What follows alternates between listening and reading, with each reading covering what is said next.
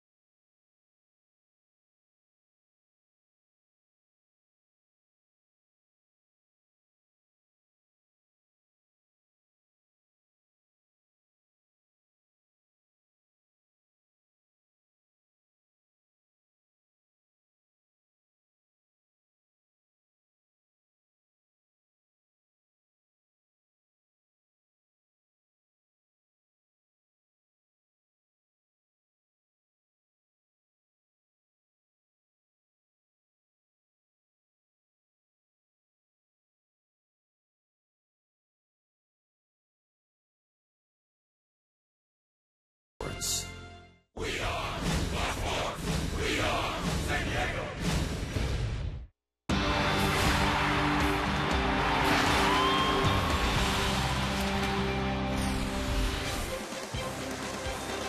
Line drive up the middle. That's a base hit. Here comes Amarista around third. Charging the ball span. Here's the throw to the plate. He's in there. The Padres take the lead. 2-1. Eighth inning last night, Everett Cabrera's game-winning RBI as the Padres come off with an exciting 2-1 victory over the Washington Nationals as we welcome you to Petco Park in San Diego. Final game of this four-game series, the Nationals and the Padres. And a happy Sunday to you. A happy Fun Day Sunday with Mark Grant, Dick Enberg. Terrific game last night. Low scoring, but quickly played. 2 hours and 1 minute, and exciting for the home crowd to root for a win. And then today they try to square the series with Andrew Kashner. And it's all about pitching, is it not? Last night we saw Eric Stoltz, and hopefully Andrew Kashner can follow suit. The last 2 times out, he has just been spectacular. 7 1/3 innings pitched. The last time against the Orioles, what was the big key? The changeup. Remember, out of the bullpen, he was throwing 100, 101. Well, now he's throwing 95, 96. He has to incorporate the changeup. Not only to lefties, but you know what I love, Dick? To the righties as well. It's such a great pitch. He's got great arm action, great location. Only 7 strikeouts, but you know what? The strikeouts will come, right. And if he can get early outs, throw fewer pitches, hey, that's going to take him deeper into the ball game. This is his 6th start. He's getting better and better with each start. He is indeed. The last 2 starts giving up only 1 earned run and a batting average of 184. Well, in last night's 2-1 win, there were many stars. Here's Kelly Kroll to acknowledge one of those. Yeah, that's right. Great performances all around, but you can't say enough about the job John Baker did. Not only calling a great game, but he also had 2 very important throwouts at second, something he admitted working on this week, and it certainly paid off last night. He also had that big leadoff base hit there in the 8th inning, but after the game, John Baker, the only thing he wanted to do, give props to his starter.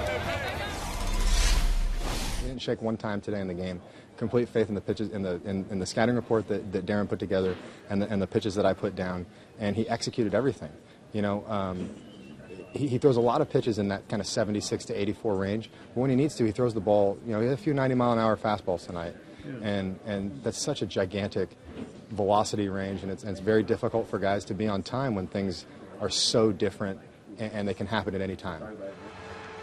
That is your Geico quote of the game, and I thought it was pretty funny. John Baker said that fist pump he gave was actually harder than the throw he made to second, but either way, a big couple outs there from John Baker, and it was just fun to watch as a baseball fan, him and Eric Stoltz being so in sync, guys. And we can't overlook, Kelly, the fact that it was Baker's single that led off the 8th inning that led to the winning run, 2-1 victory. Well, the players have taken the field and acknowledged their support to the Marines. Good hearty handshake, and we're set to go. Today's Nationals lineup is brought to you by Hyundai. And here's the starting lineup for Davy Johnson's men in red.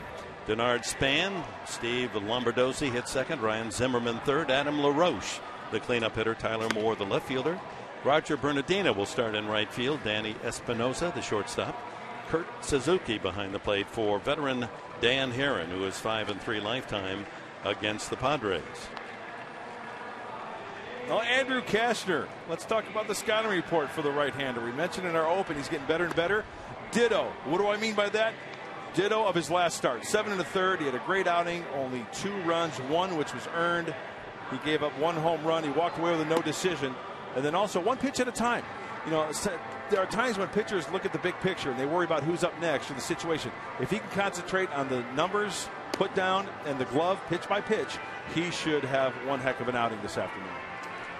And here's the defense behind him, brought to you by Aramco. Quentin in left, Venable in center, and Blanks will start in right field today. Headley, Cabrera, Jerko, and Alonso on the infield. Nick Hundley behind the plate, and Andrew Kashner, the 26-year-old fireballer from Lufkin, Texas, on the mound. And good to have Carlos Quentin, after the paternity leave of 3 games, back in the starting lineup in left field.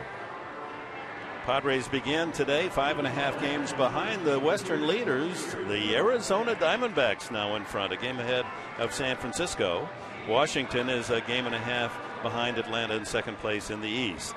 Beautiful day. Magnificent Chamber of Commerce, San Diego afternoon, 68 degrees, light breeze as usual out of the southwest. Does it get any better than this? What a great afternoon to pitch in the big leagues for Andrew Kashner, and for the Padres to split the series of this 4-game series with the Nationals. And for the fans to enjoy, the fans at the park It's packed out there on the lawns out in right center field. We're set to go.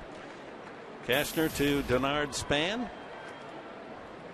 Span, like the leadoff hitter for the Padres, Everett Cabrera, neither man has hit into a double play. In fact, Cabrera's had more at bats without hitting into a ground ball double play than anyone in the National League. This man is third. And the first pitch of the game, a fastball misses up and away. Couple of one-run decisions the last two games. Extra innings win for Washington. On Friday night, the 2-1 win last night for the Padres as Span spools that one off to the left. Infielders, outfielders with their sunglasses. A very bright sunny day. It doesn't look to be any clouds in the sky, so you gotta, as soon as that ball goes up, shade that sun with your glove so you can make the catch. 2-1 now to the leadoff man for the Nationals. It's a lineup without Jason Worth, who's still on the DL, a right hamstring. They thought he might come back for the weekend. And Bryce Harper again is out of the starting lineup for Washington with that sore knee when he crashed into the wall at Dodger Stadium. 3 balls and a strike to Span. And Eric Stoltz started last night, walked the leadoff man. Span able to get a quick double play and went on to throw hitless ball for 5 innings.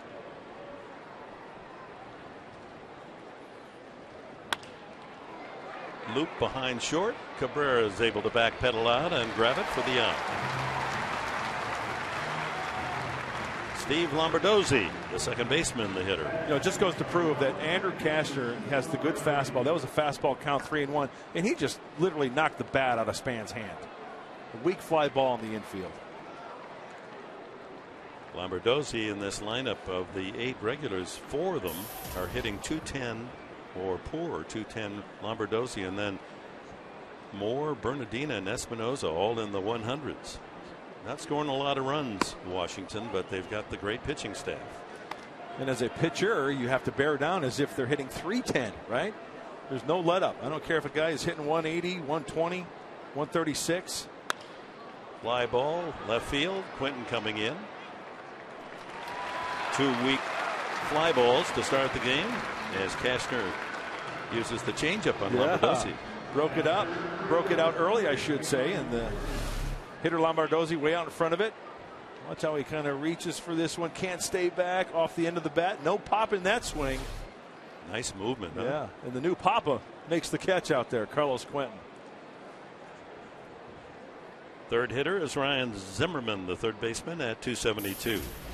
Hit his second home run on Friday night. That one hit in the same area, but not as deep. 3 fly balls. Blanks takes care of this one in the Petco porch corner. A quick 1-2-3 inning. Kastner getting the Nationals to hit the ball in the air.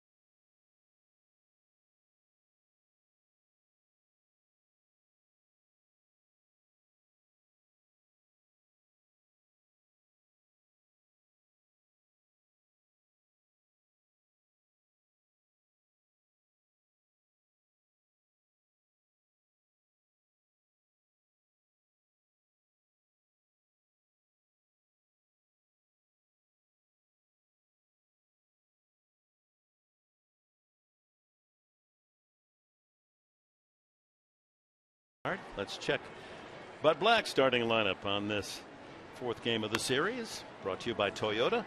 Cabrera, Venable, Headley, Quentin in the cleanup spot. Yonder Alonso at first. Big home run last night for Alonso. Jed Jerko will bat 6th. Then Kyle Blanks brings his power bat into the lineup, batting 7th. Nick Hundley, and then Kastner.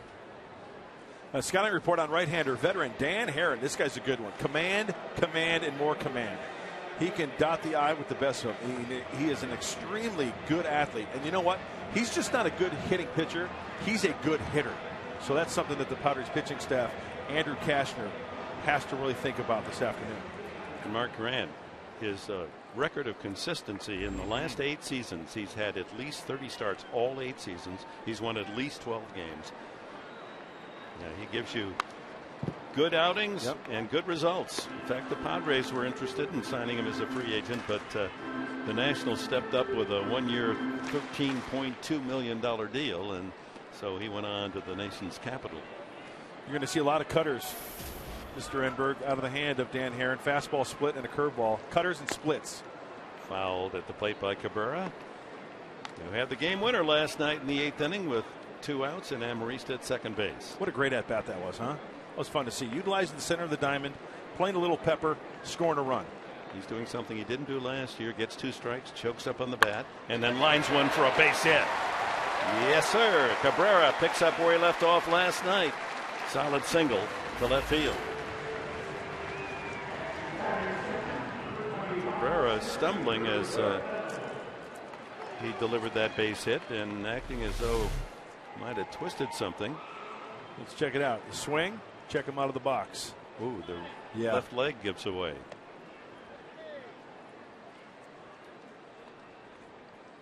As he starts to plant, he rolls his left ankle. Did you see that? Yep. It didn't look severe. I mean, he didn't roll onto it. He rolled around it, which is better than when you put full weight and it buckles underneath you. Of course, you know what he's got to do?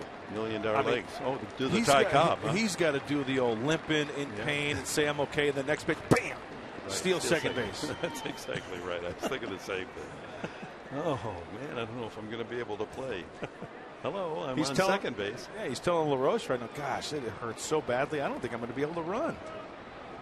15 stolen bases for Cabrera. He leads the National League as he did at the end of last season. He does not go, and Venable takes a strike on the inside corner. Will checking in at 2:30. One of 2 Padres with 5 home runs. Alonso the other.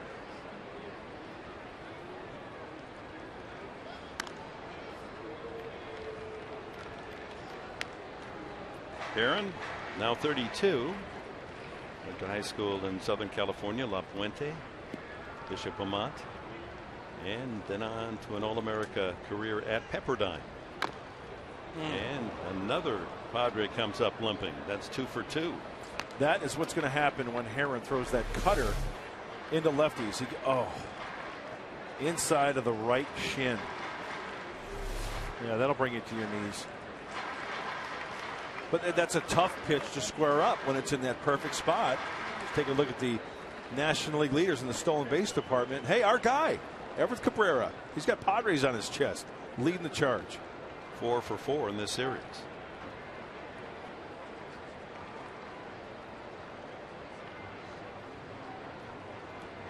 And Todd Hutchison having a little discussion, and I'll tell you those are foul balls that.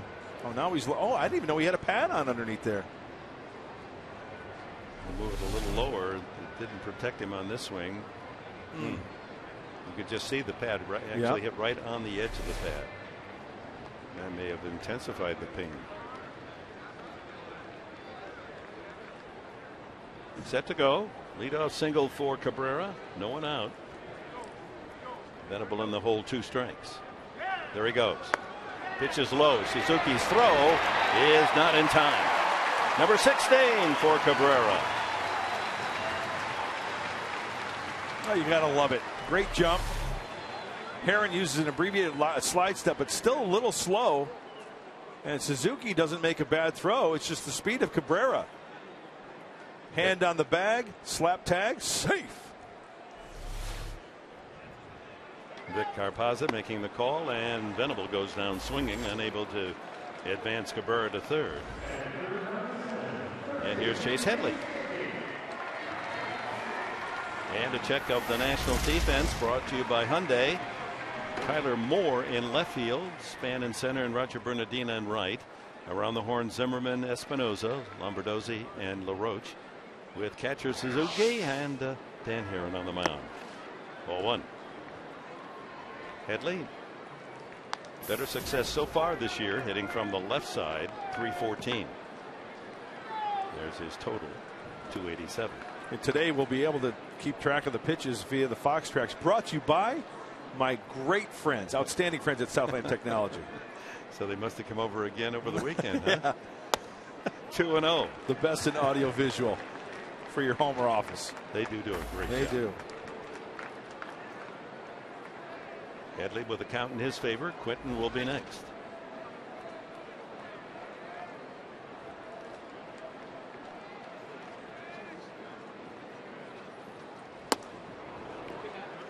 Two balls and a strike. Cut fastball. That's a good pitch. Well, it just has to move a little bit. Not the true tilt like a good slider. It moves on kind of the same plane. Some guys will get a little bit of tilt on it. In the dirt, and there goes Cabrera as Suzuki couldn't find the ball. Cabrera 90 feet away from giving the Padres an early lead here in the first. Wild pitch. And Headley with an out can give the Padres the lead. Well, Suzuki did everything he could. That was a cutter in the dirt, just yanked it. And you check out Cabrera. Daylight. Good secondary lead. And he coasts into third base. Infield back. They'll concede the run on a ground out. But Headley again can't find that cutter. It's 3-2. Did you see via the Fox Tracks what Herron's trying to do? Just pound down and in to Headley. Look at that. All around here. That lower down and in quadrant to have him swing over the top of a breaking ball. And that one misses inside. Ball four. Padres have runners at the corners with one out. And Carlos Quinton back in the lineup.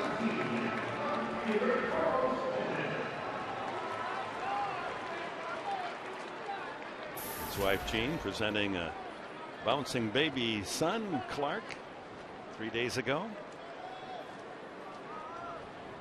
Life changer. Oh boy. Little do they know.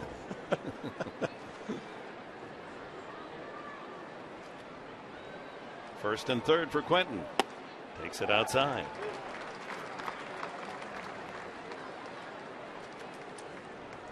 A lot of cutters from Herron here early. Three-time All-Star.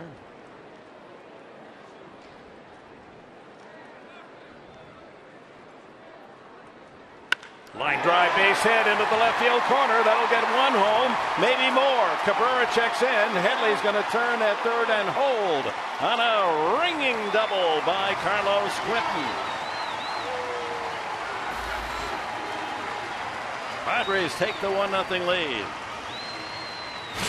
We talked about the cut fastball from Dan Herron. That's a cut fastball. That's a straight fastball, and it's straight down the middle. And I'll tell you what, Carlos Quinton doesn't miss many fastballs right down the middle. Trying to throw a fastball by him, it's like trying to sneak a sunrise past a rooster. It ain't going to happen. Haven't used that this year. Very good. Get those ad-libs running now.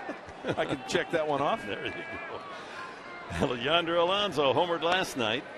And with one out has men at second and third. Again, the infield is back with the exception of third baseman Ryan Zimmerman. He would have a play on Headley should it be hit sharply to him. But up the middle, you got yourself another run. 1-1. Alonso is the club leader in RBIs with 24.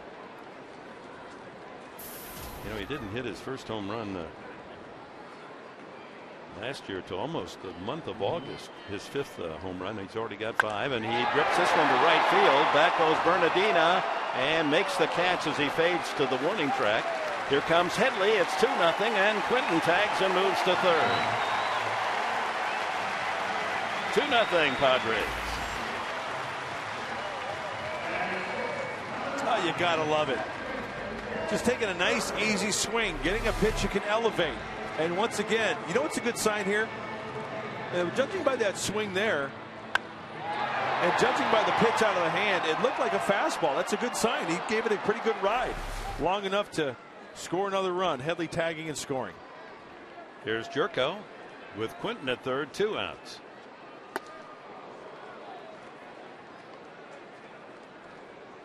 Jerko hitting at .264. Second to Cabrera in hits with,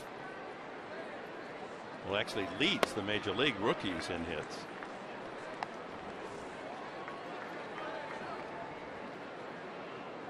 .39 on the season. Alonso has 40. Cabrera leads with 42. Base hit to left, right over the bag, into the corner. Jerko on his way to second as Quinton scores. It's 3-0 here in the first for the Padres. Jerko's 11th double of the season. He leads the Padres. Good first inning against the talented veteran Dan Herron. Love the 2-out thunder. 11th double bagger for Jed Jerko. Hey, it's the merry-go-round inning. 1 on, 1 off. Trading places as Quinton's on third. He'll take the double and keep it going. Let's check out the fastball grip. That's a 4-seam fastball. Now remember, that's the pitch that Carlos Quinton hurt Herron on. The 4-seam fastball right down the middle.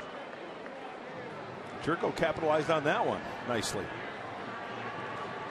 Davey Johnson sends his pitching coach out. What's going on here? Steve McCaddy out to talk with Herron. The Padres roll a 3 here in the first inning, and always a good sign when you score first. Better yet when you put a crooked number up there in the first inning. A little bit of breathing room. And you know what? It's funny because I was talking to Alonzo Powell before the ball game, and I was talking about, hey, you know what, from an offensive standpoint, what's your game plan? And he said, you know what, we need to get that starting pitcher out of there early. We need to throw up a crooked number early to have our starting pitchers get a little bit of breathing room. And Alonzo Powell, Nostradamus. Couldn't have written a script Yes. better. Here's Kyle Blanks. Ball 1 to him. 2-0. There's Zoe. Alonzo Powell. Good man. Works hard. He's got to be happy with that crooked number in the first. He and Phil Plantier, the co-hitting coaches for the Padres. Low and away. 3-0. Marine recruits up there in right field with a chant. They like what they're seeing here, really.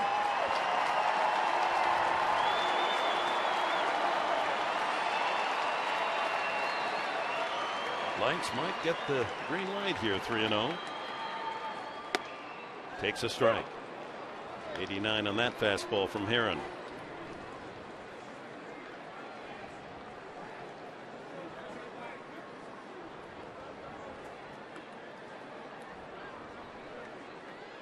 Three and 1. Out of play.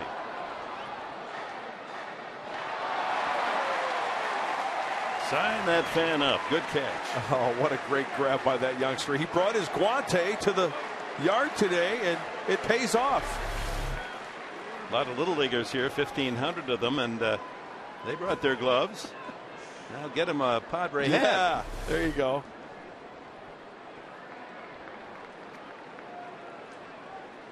Look at that smile. Love it. Full count now to Big Kyle. Jerko with the RBI doubled out at second to make it 3-0 in the first inning. High fly ball to center field. Span has room out there. And that's it for the Padres, but a solid start. A single Cabrera, walk Headley, RBI double Quinton, sacrifice fly Alonso, RBI double Jerko. It's 3-0.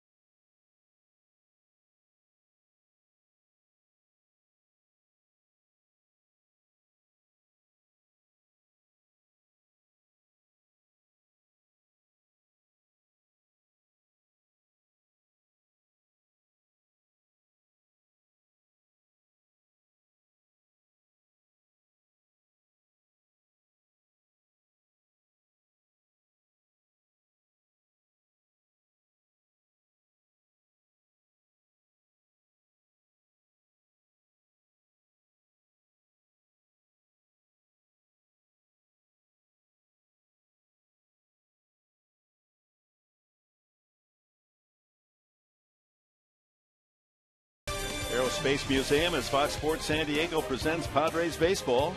Brought to you by Petco, where the healthy pets go. And by Farmers Insurance. Contact your local agent at 888-96-FARMERS. And you go to the Aerospace Museum and you'll see the aircraft during World War II, Korean War that Jerry Coleman flew. Yes. 120 missions. That's always a great visit there. And it's such a great park. And, you know, it's sad when a lot of people who have lived here for a long time haven't taken full advantage of Balboa Park. It's something to tell your friends that come in from out of state. I mean, you've got the natural science, you've got the art museum, you've got the Old Globe Theater, you've got one of the greatest zoos ever. We went there this week to the San Diego Zoo. And there's a star right there, the Colonel himself, Jerry Coleman.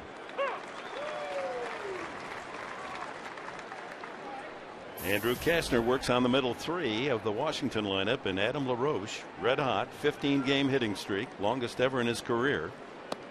And he's hit 3 home runs in this series. 1-1. They have, in fact, the zoo this summer, they're just opening a new koala exhibit. That'll be really a high attendance there. And we love koalas. We got a chance to go and see the pandas on a special tour. Panda watch. Oh, yeah. Really? Incredible. Beautiful. Beautiful bears. Ling, ling, ding, ling, ching, ching. What? There were a lot of ings in there. I don't remember. I think there are a couple named after us. Ding, ding, ding. Strike. Adam LaRoche. Caught looking. He has struck out more than any national. That's number 47. Well, according to my count, there was a 4-pitch at bat. So let's go back to pitch number 1. Fastball getting ahead. Okay, you got the heater. Now you pull the string a little bit with the changeup. He got squeezed on that pitch. Curveball. He's throwing everything there, keeping him off balance. Here's the last pitch. Getting on top, staying through that 4-seam fastball. Now the count's 1-3. Take a hike. Nothing in the heart of the plate. That's right. Great location. Staying out of the heart. Yeah, 1-3 is never good for the hitter. Tyler Moore, the left fielder, just had a limited number of at-bats. Showed good power coming up as a rookie last year. Last half of the season, hit 10 home runs in only 156 at-bats. So you prorate that out over a season, that's a 30 home run year.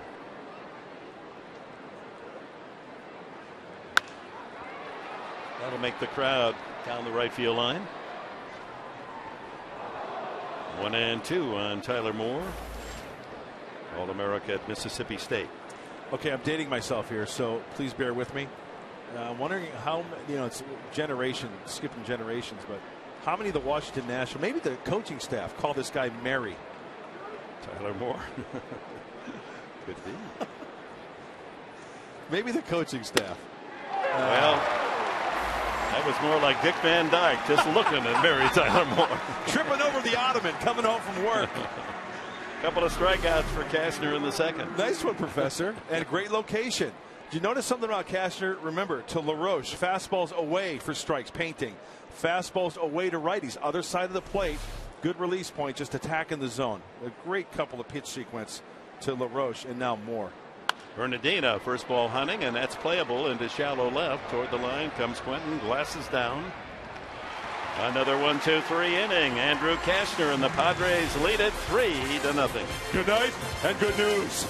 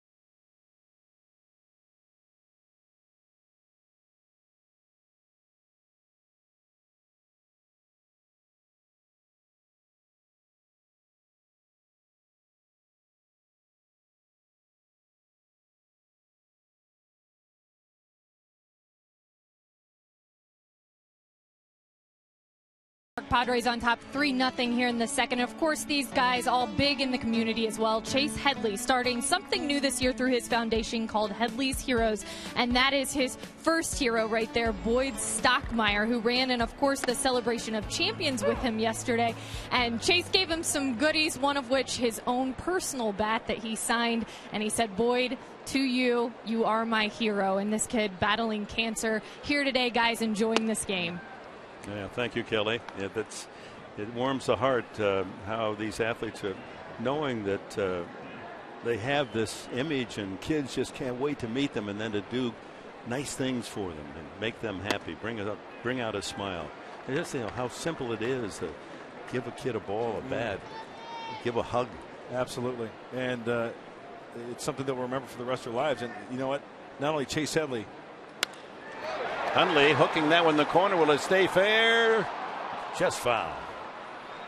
Every one of those guys in the Padre clubhouse have huge hearts. Yeah, they don't say no very often, do they? No, they don't. When it comes to charities. Speaking of nice things that have happened, did you happen to notice that this last week the wounded warriors from all branches of service, they have in essence a warrior Olympic Games up in Colorado Springs, and I guess the Marines barely edged out the Army. Really? One of the last swimming events over this past weekend. And there was something like they call it the Chairman's Games, Chairman's Cup, popped up. Might be a play for Suzuki, and he takes care of his compatriot of the Padres, catcher Nick Hundley. They had the Army, Navy, Coast Guard, Air Force, Special Operations, even a British troops team competed. Nice. Over 260 in all up in Colorado Springs. And the Marines edged the Army. And the story's there, every story. Oh, yeah. The amputees competing, severe brain injuries competing, and with all the joy of any competition.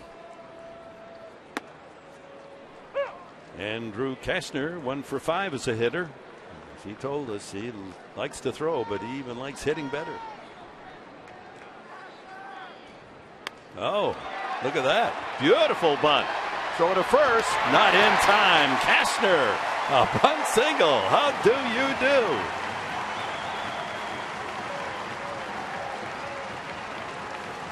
That was absolutely beautiful, catching everybody off guard. The big right-hander at the last second, making perfect contact, checking that ball nicely down the third baseline.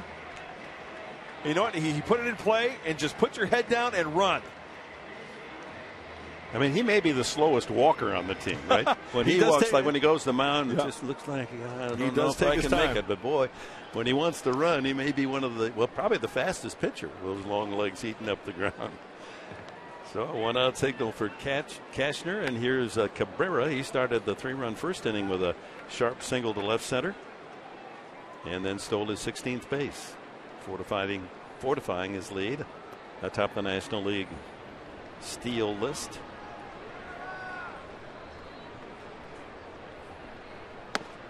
Low and inside, and the base hit for Kashner not only gives him a hit, but it extends the pitching count for Dan Herron, already at 36 here with 1 out in the second.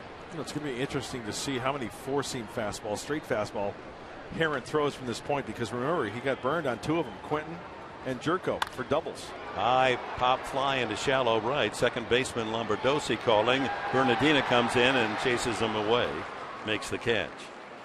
Hey, Padre fans, get ready for the San Diego Clasico, Saturday, July 6th. Watch Club Tijuana Xolos take on Mexico City's Club America at 7:30 live at Petco Park. Don't miss this unique experience. Saturday, July 6th, right here at Petco Park. Hurry, get your San Diego Clasico tickets today at Padres.com/Xolos. Great talent. Yes. Some of the best in all of the country of Mexico will be performing here at Petco. That's the July 4th week, and Venable unable to get into that breaking ball, slider, or cutter in on his hands. That cost him a strikeout the first time up. Couldn't catch up with it. Kashner still at first base, 2 out. Pulled foul. Now going back to the foul tip, Venable hitting that off his own shin or calf. Right. I think something that the fans can't quite appreciate. In football, you understand. I mean, after a football game, there are all kinds of guys bandaged up and limping in the locker room and all the rest. In baseball, it's like a wounded war zone as well when you go down there. Each of these little knocks add up. Saw fly into left center, and Span is there easily for the out. But they come out, answer the bell the next game. After 2, it's 3-0 Padres.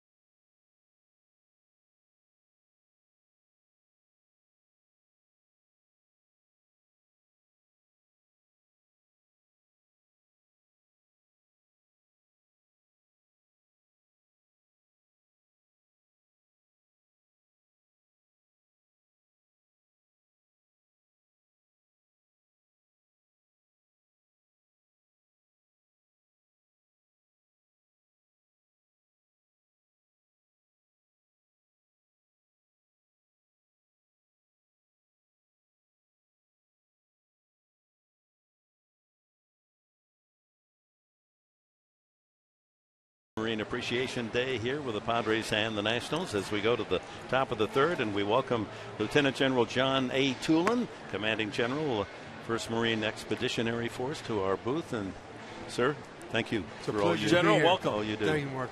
And yes. we were just mentioning, General, the games up in Colorado Springs for the wounded warriors and the Marines, and they're all proud that you edged out the Army, huh? Well, you know, I think the Marines take pride in the fact that they're combat athletes. And so when they get in a competition like that, they really take it serious. And so when they got down to the wire with the Army and took the swimming contest at the end to take the final medals. And the Marines have been doing quite well the last 5 years, you said? Thank you for that lead in, Mark. Yes, they've been 5 years running. So, and I think they'll continue to do that. The problem is, you know, they don't have the basketball down. That basketball and being a Marine doesn't necessarily balance each other.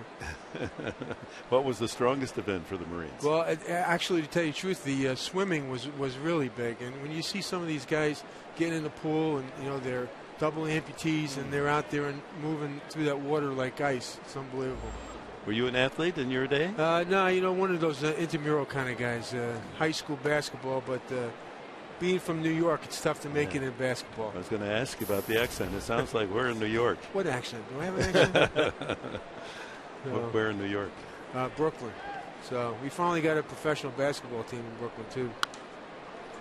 Foul back as the Padres go to work with a Nationals lower third, Espinosa, Suzuki, and Heron hitting here in the top of the 3rd. I guess you realize how proud the Padres organization, all of us are, from Ron Fowler all the way down to the Bat Boys, to have these military Sundays. It's an amazing reach out by the Padre organization. And just the fact that I'm extremely proud that they wear our colors. You know, each service has got a little different digital uniform. High fly ball off the bat of Espinosa.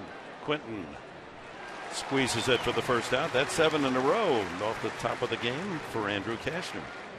In fact, I noticed that both of you were sporting our Marine colors on beautiful ties. I love them. Yeah, these were given to us last year, General, by somebody. I think of it, Camp Pendleton made them actually out of original, authentic camo pants. Yeah, and we get so many compliments from these ties. People want to know where we get them. Well, if you guys go into the desert, people won't be able to see you. You got that camouflage. Yeah, his bald top will give us away. Yeah. Well, he needs a hat. Yeah, he definitely needs a hat.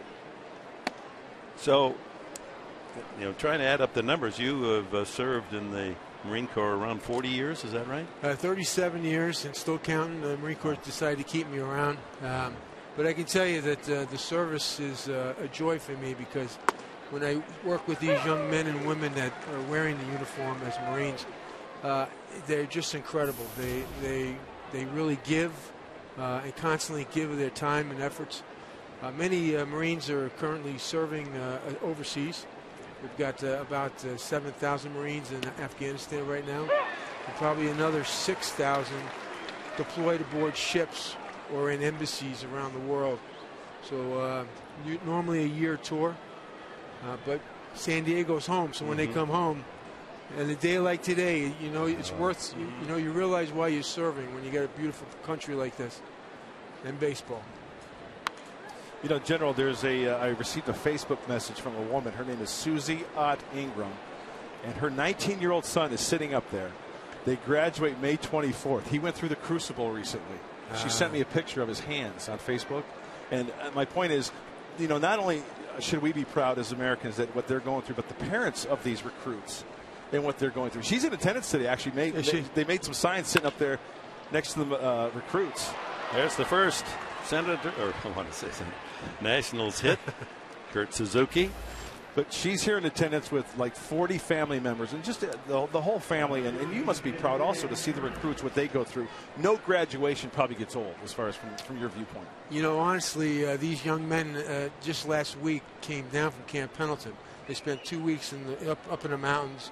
Last event, they finished a 10-mile hike, and they're up on top of what we call the Reaper, which overlooks the Pacific Ocean on Camp Pendleton. They're given their Eagle, Globe, and Anchor, and their drill instructor welcomes them to their Marine Corps. And I just brought the Commandant of the Marine Corps up there about 2 weeks ago. And there wasn't, among all those old guys around 35, 37, 40 years, there wasn't a dry eye. Wow. The Navy guys make fun of us and say, hey, what are you letting the recruits go to a baseball game for? I think you guys were tough. They've earned it. Well, you know what? Up there in attendance of the recruits, 19-year-old Christopher Ott. Want to thank him and wish him luck, along with all the other recruits in their career as Marines. Thank you for protecting us and our freedoms here in this great country of ours. General, we talk about baseball and athletics and games that grown men play, but we all have a little boy in us. And whenever you ask a player that has retired or was injured, and what do you miss most, they always say, I miss my friend, I miss my pals in the clubhouse. And in a way, they're forming bonds that are going to last the rest of their life too, these Marines. No, you're absolutely right, Dick. I mean, that's the reason why they serve for their buddy to the left and the right of them. And when they do extraordinary things, it's not because of democracy or any of those things. It's because of their friends that are standing next to them. I believe, correct me if I'm wrong, General, Hotel Company Platoon 2161. I think Hotel Company's graduating next Friday. Yep, May 24th. And you know what? I went to a graduation about 5-6 years ago. It was a nephew of mine at MCRD. And it's open to the public, right? And I've said this before. Ladies and gentlemen, if you're watching today, if you ever have a chance to go to MCRD and witness a graduation, it'll bring tears to your eyes. You'll laugh. It'll make you feel proud. It's one of the most unbelievable experiences that I've ever experienced, going to a graduation. It's also pretty comical because you see the parents that are in the stadiums, and the whole ceremony, they're looking for their son. They're all dressed alike. And they can't find them, So somebody's going to say, hey, Mom, I'm over here. Not like the motorboards where the kids can put a little sign up on their motorboard graduating from Cali. Where did you go to university? I went to a small school in New York called Fordham University. Fordham, yeah, the Fordham Rams. Seven blocks of granite, Vince Lombardi. My old Latin teacher was one of the 7 blocks of granite. I went to a small high school in Manhattan, and he scared the heck out of me, 6'5". And now you're doing a little bit of that too, or not anymore? Not anymore. No, I don't scare anybody anymore. They figure the old man can't catch him. Vince Scully went to Fordham. Yes. Now, we do have a rich tradition in some of the athletics, although we haven't come through lately. But this is the leadoff hitter, Denard Span. We've got 2 outs. Dan Herron trying to sacrifice, struck out. Span fouls that one away.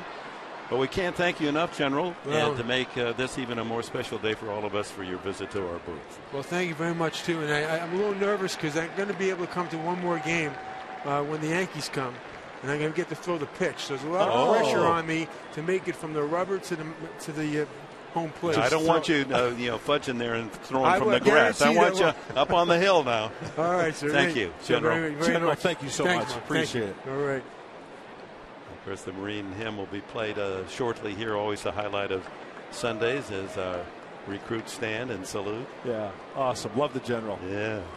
Love the recruits. Who would have guessed he's from New York, huh? Yeah.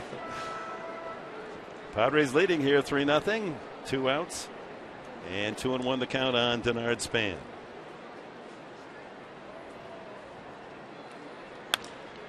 One hopper to Cabrera, has to hang with it. That had a little extra English on it. And the Nationals are gone in the third. 3-0 San Diego.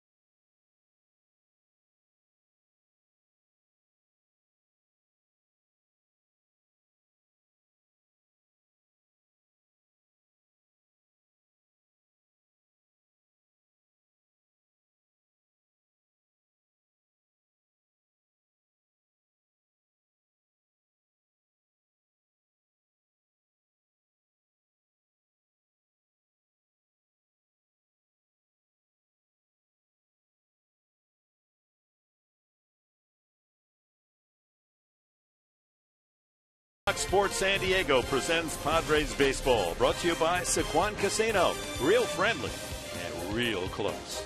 By the California Department of Health. For free help to quit smoking, call 1-800-NO-BUTS. And by the Aramco Group. Purchase, refinance, reverse. Last of the third, the Padres leading 3-0.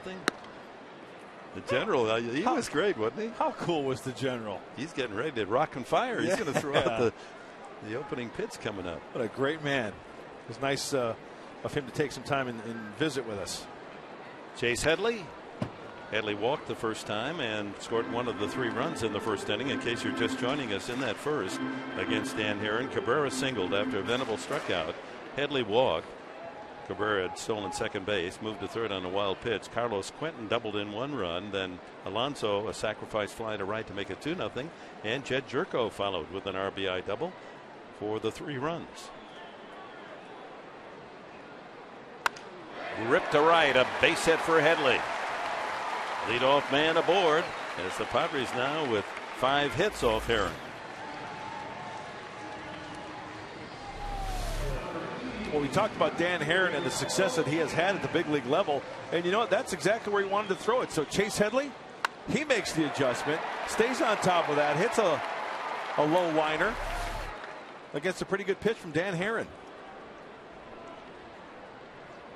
Quentin sent a line drive shot into the left field corner his first time up to drive in the first run, and later scored himself on Jerko's double. Pops this one high in the air off third and out of play. Some eager hands, and then downstairs it goes.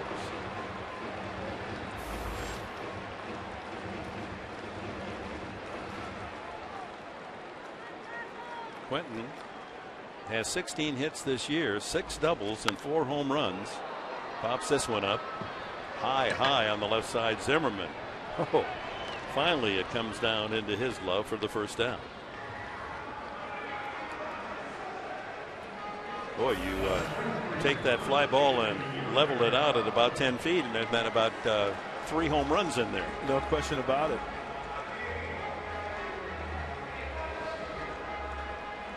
Yonder Alonso, fly ball to deep right to knock in a run, sacrifice fly in the first inning.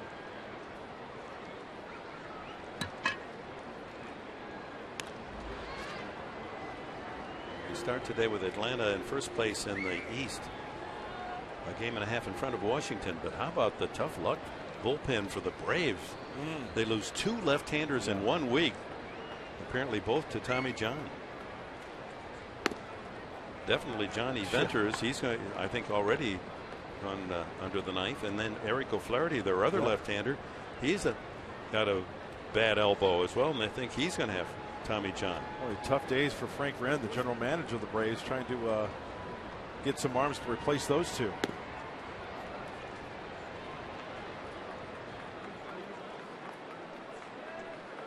Two and 0 now to Alonso. Takes a long look at Glenn Hoffman at third. Padres might play a little run and hit here. Headley bluffed as if he was going the last pitch. Time called by Alonso. You know, speaking of that bullpen for the Braves, they're going to really have to pick it up because they're 3rd best in the National League with a 2.7 ERA. That was one of their strengths. They probably have some good lefties down the minor league system. There goes Headley, and the throw by Suzuki is way late. Headley with a steal. He picks his spots. Second steal today for the Padres. And Headley now with his 3rd. Boy, timing is everything. He gets a good jump, and then this throw from Suzuki is high. See, Espinosa goes in front of the bag to catch that. And a nice pop-up slide from Chase. Padres have 6 steal attempts and have been successful on all 6 in this series. High drive, right center. Headley will tag as Span makes the catch in deep center field, and Headley advances to third base with 2 outs. And here comes Jed Jerko. He has to be pleased with his May power surge. I've never doubted it, but you know, it's just kind of, it wasn't there early, and that happens a lot. You know, it takes a while to get that power stroke back, and hopefully I can keep it going. More or less that my timing has gotten better. You know, I'm getting my foot down, getting the barrel out in front a little bit better, and you know, that's gonna, when I can get my timing right, you know, I'm gonna be able to hit the ball with a little bit more authority.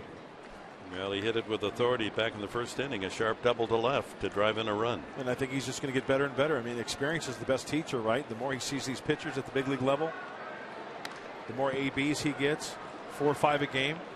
I think he's going to be just fine. Here in the month of May, he's hit 4 home runs, all 4. Did not homer in April. And batting .291 prior to the double in the first inning. So things look mighty bright for the kid from Morgantown, West Virginia, living up to all the promise of his minor league activity in the Padres system.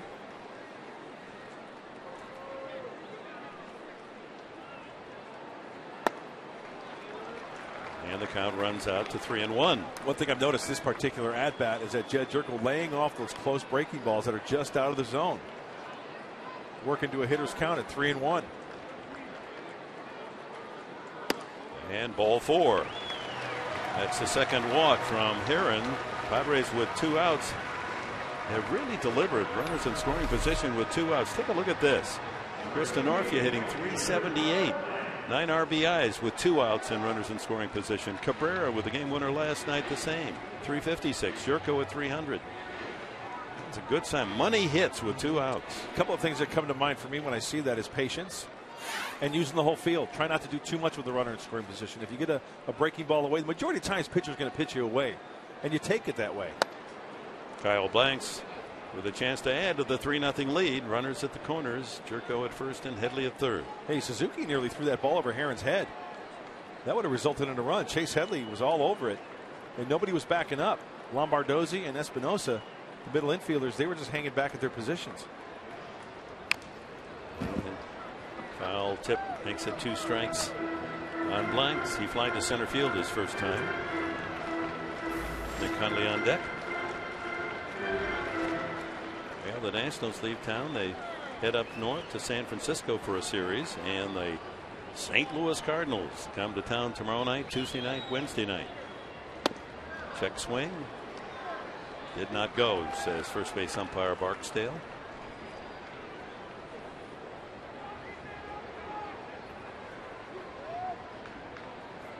Aaron pitched for the Angels last year. Was 12-13. 4-4 this year. Another foul. See a little emergency swing from Kyle Blanks. That was a four-seam fastball away.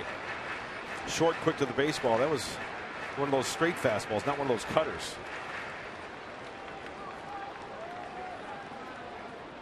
Nice shot of Old Glory being displayed on one of those apartments out there on this beautiful Military Sunday, honoring the Marine Corps.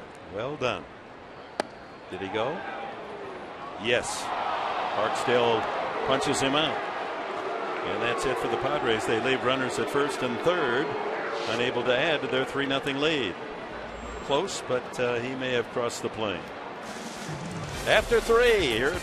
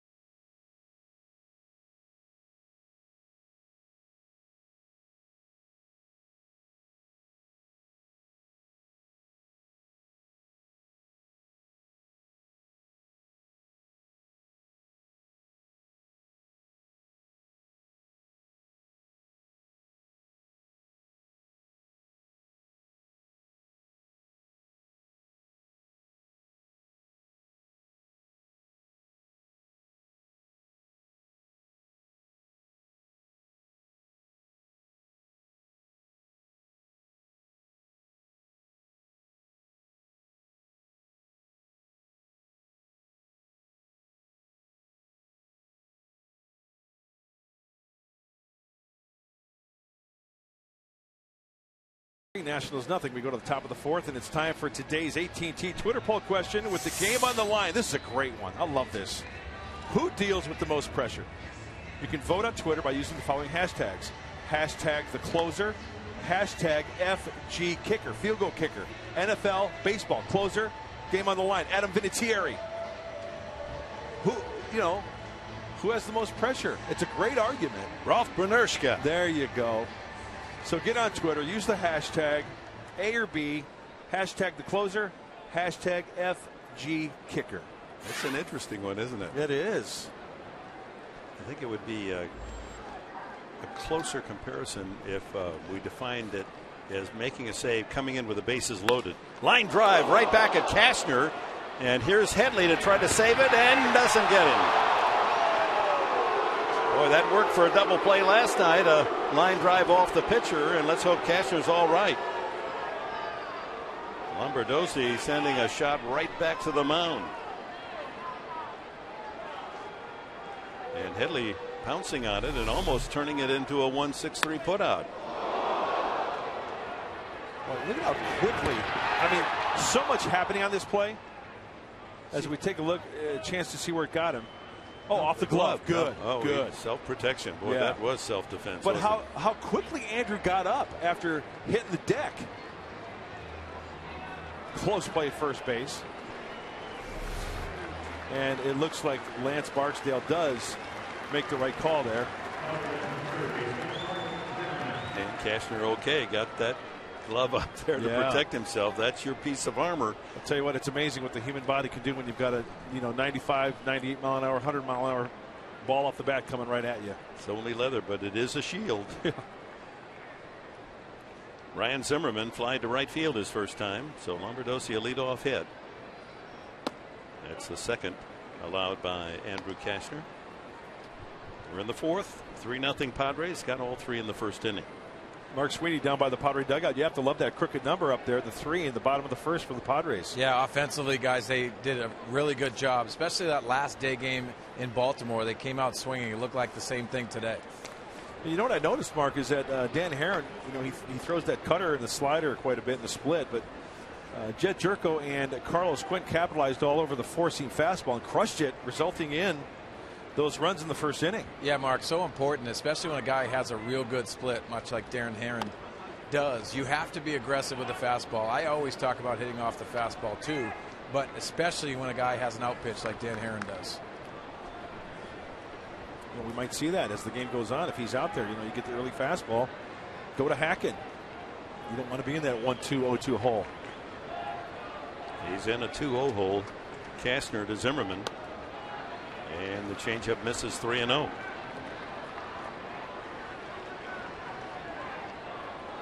On that last play we saw the line drive. It's not so much the ball hitting him.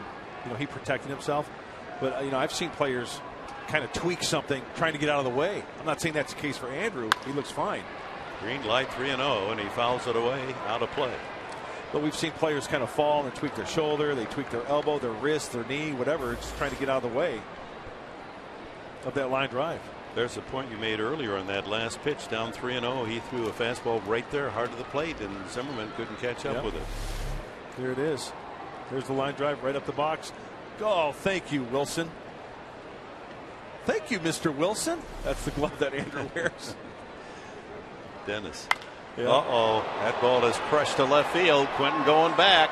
And Zimmerman has hit one in the upper deck and cuts the lead to 3-2 with one swing. Number 3 for Zimmerman is second in this series.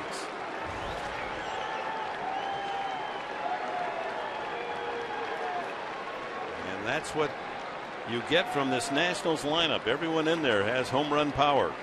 Zimmerman off to a slow start, but has hit 2 in the 4 games of this series. Well, he got extended. He was elevated, kept his hands back.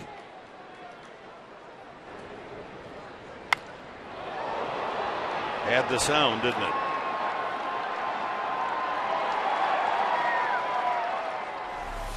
Halfway up into that second tier. Kind of tough to tell what that pitch was because it was elevated and didn't have really a lot of movement to it. If in fact it was a slider. Yeah, Mark, it looked like a high changeup. Is that what it was, Mark? Yeah. So the infield line drive hit from Lombardozzi, and then the home run, and Adam LaRoche high pop foul up back is short. Cabrera with the first down. Brings up Tyler Moore, who took a third strike his first time.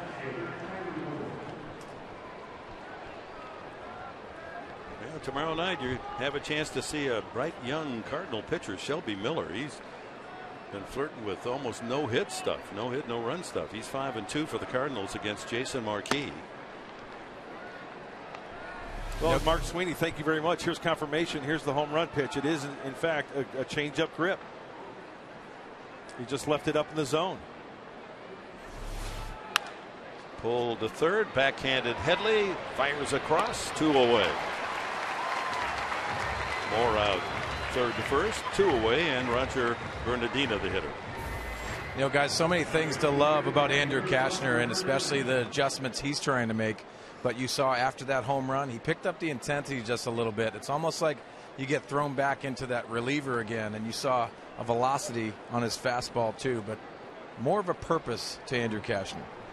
So he put a little extra on it, huh? The fastball after that home run. Bernardina takes a strike at 92 miles an hour. Love a little extra. Can be huge. Huge.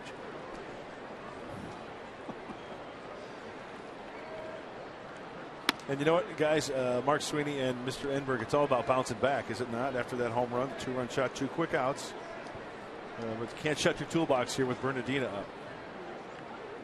Yet to homer this year, Bernardina. And the count goes 2-1. And that gets back to what I was saying earlier, talking to Darren Balsley when I was talking about Andrew. Rather than looking at the big picture, look at pitch by pitch. Forget about the home run. Okay, you elevated a changeup. Think of the next pitch. He did just that, the pop up to LaRoche, and then Tyler Moore grounding out to third. Yeah, you look at the replay of the changeup that Zimmerman hit his homer. It was almost like a bad fastball. It just laid right in the middle of the plate, and that's the danger of a high changeup, that if you don't get any action on it. The higher it is, the less it's going to break and have that dipping effect when it's down in the zone. 3-2 now to Bernardina. 2-run homer, Ryan Zimmerman, to make it a 3-2 ball game. Padres leading here in the 4th.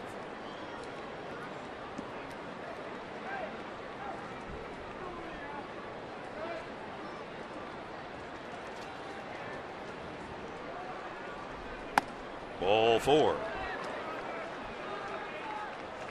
This season, the Padres are proud to offer first responders recognition pricing. Members of the first responders community can receive $6 off available tickets priced $14 or higher. Some restrictions may apply, so visit the Petco Park box office for all the details. A great way to say thank you to the first responders. Thank you.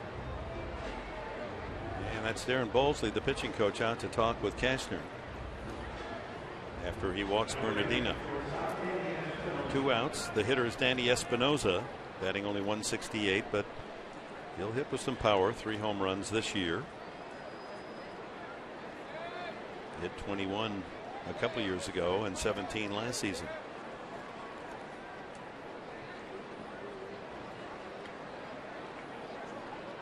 A 49er from Long Beach State. Strike 1. Easy 93-mile-an-hour fastball. Good running situation here, guys. A lot of his follow-up pitches off to the fastball has been the breaking ball. Big lead.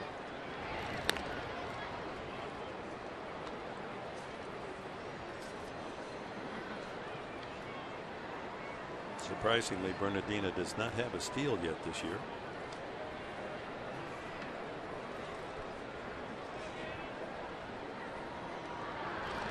Well, he was going a little bit. He was twitching over there at first base. That was close.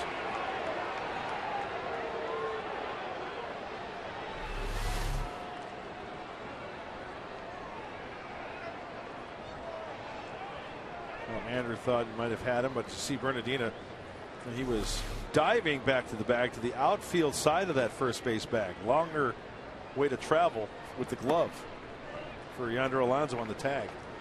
Yeah, Mark, you talk about that tag. Excuse me, Dick. When you talk about that tag as a right-hander, you got to pick those good throws, especially by Andrew Cashner, to try to catch those a little bit deeper towards that back part of the base. Yeah, let the ball travel. Well put. Yeah, that was a good example. Yep. He caught it out in front of the bag, then had to swipe back. Had he let the ball come to the bag, the runner might have tagged himself out. So here it is again. Yeah, that was right on line. You're right.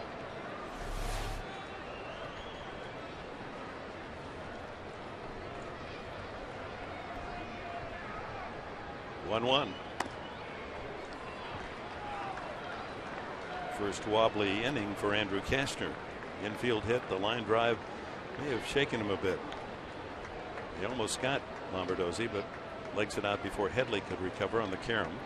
Then Zimmerman, a 3-1 pitch, homer deep to left. Pop up, ground up. Now a walk to Bernardina, and 2-1 coming up to Danny Espinoza. 3-1. With the infield shifted the way they are, you almost have to guess that it's fastballs away. Because at second base, we see that Jed Jerko is kind of shading over towards second base. I guess my point is that it's going to be tough for Espinoza if he gets a fastball down and way to hook it through that right side. There goes the runner. Throw by Hundley. Not in time. First steal for Bernardina. And the count now 3-2. So the tying run out there at second with 2 outs for Espinosa and a full count on him. It was a fastball just thrown on the shortstop side of second base. Flash look. Nice pop-up fly. First steal of the series for the Nats. Cashner needs a punch out right here. High pop-up. Back of third. Cabrera calls off Headley, but Headley says, I want it. He's got it. The Nationals get 2 on Ryan Zimmerman's 3rd home run of the year, and it's 3-2 at Petco.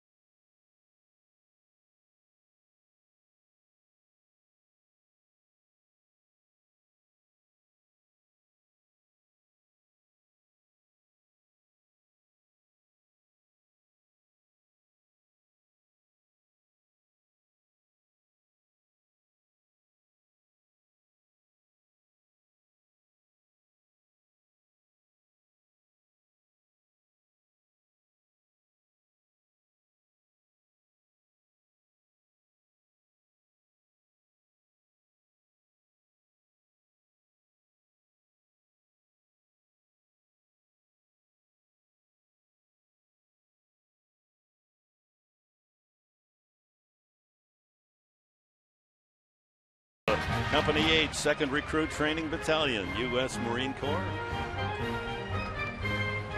The U.S. Marine Corps hymn.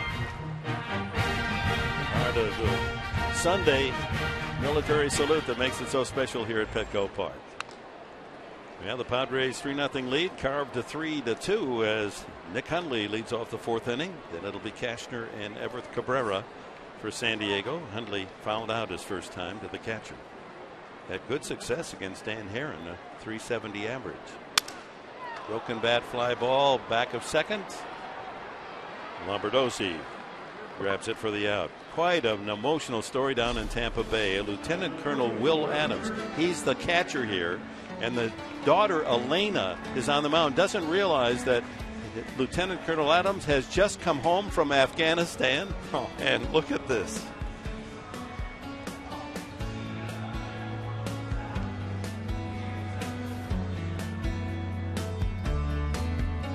There are no words. Oh.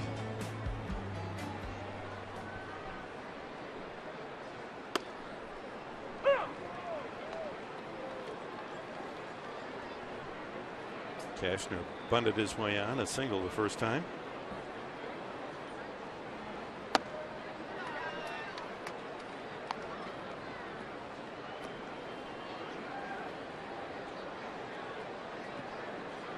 You know, we're seeing more and more of that these days. I think it's great. And if you get on the internet, Mark Sweeney's probably done this. You go to YouTube and you type in, like, you know, coming home surprises. Military homecomings. In schools. You know, the kids will be in school, yeah, and all of a sudden their dad walks in the room, and then it's, oh my gosh. It's just, it brings tears to your eyes every time you see it. That is so heartwarming, heart-wrenching. Man. 2-2, the count to Cashner.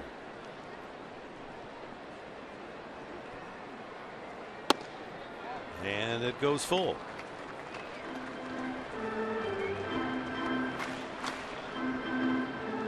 We're in the bottom of the 4th inning here at Petco Park with the Padres leading the Nationals 3-2.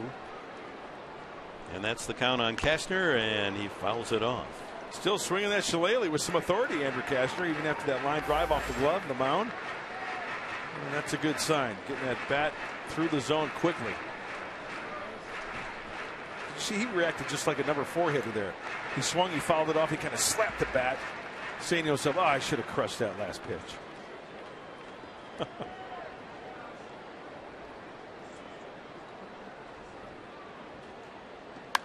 High fly ball. He just missed that. Left field toward the line goes Tyler Moore. 2 away as we check on our Saquon Casino Daycation stat of the game. Most strikeouts since 2004. Sabathia, Burnett, Santana, and there's Dan Heron just in front of Jake Peavy. It's that cut fastball, the lefties, that split fingered fastball that's the reason why you see that 1573 by Dan Heron's name. And command also with the fastball. He's one of the best out there.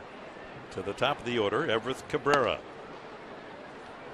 Singled and scored in the first inning, stole his 16th base, and fly to right field.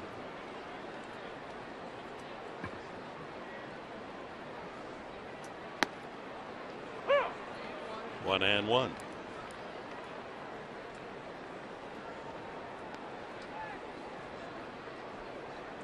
Cabrera's at the top of the list of many statistics for the Padres this year. Most hits, most runs, most triples, most walks, most steals.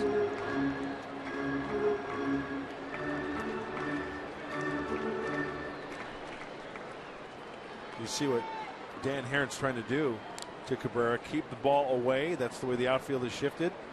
Fox Tracks brought to you by Nissan. Struck him out this time. High cutter. And for the first time in the game, Dan Heron retires the Padres in order. 4 complete, a 3-2 game.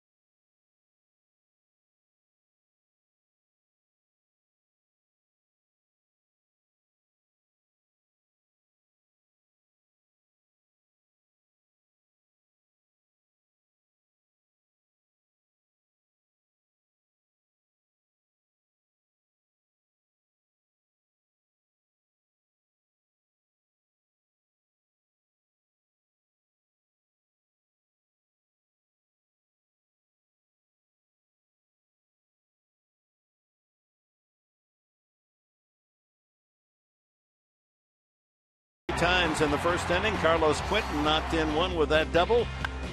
Yonder Alonso a sacrifice fly, 2-0. Cabrera had singled and Headley had walked to load themselves into scoring position, and then Jeff Jerko doubled to left before third baseman Ryan Zimmerman hit a 2-run home run in the 4th to cut the lead to 3-2. There it is. 3 runs, 5 hits for the Padres, 2 runs, 3 hits for Washington. San Diego trying to square this 4-game series. Kurt Suzuki, Dan Heron, and Denard Span to bat here in the top of the 5th inning. Suzuki singled through the hole into left field his first time. Acquired from the Oakland A's.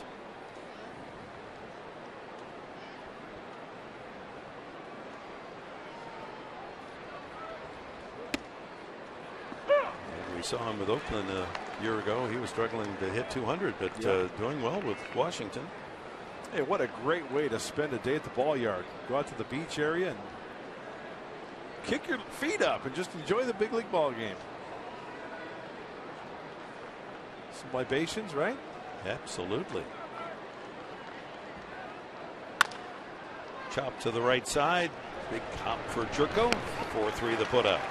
You know, a nice pitch right there by Andrew Kashner. And the point I want to make to Mark Sweeney is that the one thing that Kashner's going to get better at, look at this location again. Away, and look at the defensive swing from Suzuki.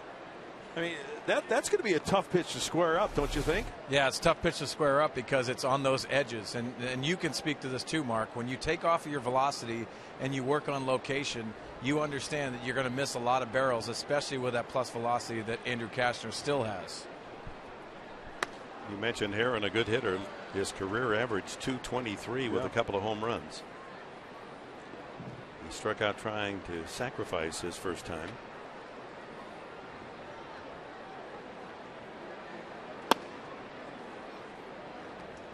And believe me, when they sit in their meetings, pitching coach Darren Balsley, right there, one of the best in the business, he lets Kashner know and the pitching staff know, hey, don't go easy on Herron. Don't just throw it down the middle of the plate. 2 balls and a strike.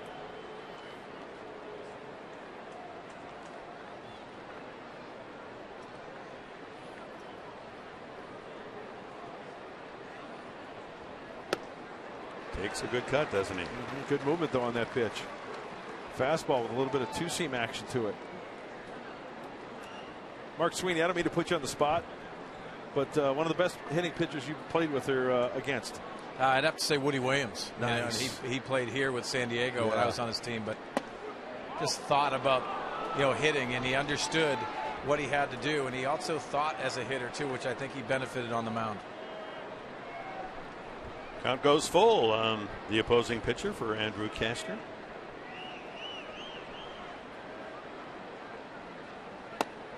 Strike 3. Aaron thought that might be called low. Not the case as DJ Rayburn punches him out.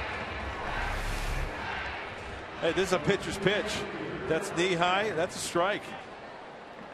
Brings up Denard Span. It was Span who hit the shot yesterday that developed in one of the wackiest double plays you'll ever see. Runners were at second and third at the time, and Span hit a ball that was aimed for center field. Would have been a 2-run single. Instead, it became 2 outs. Eric Stoltz on the mound, and Stoltz was able to deflect it right to Alonso. We'll show you that when we get a moment. 1-0. 2 outs, bases empty in the Washington 5th.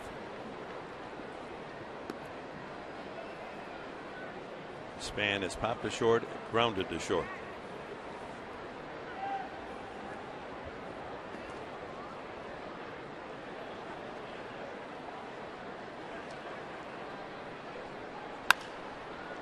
Out of play.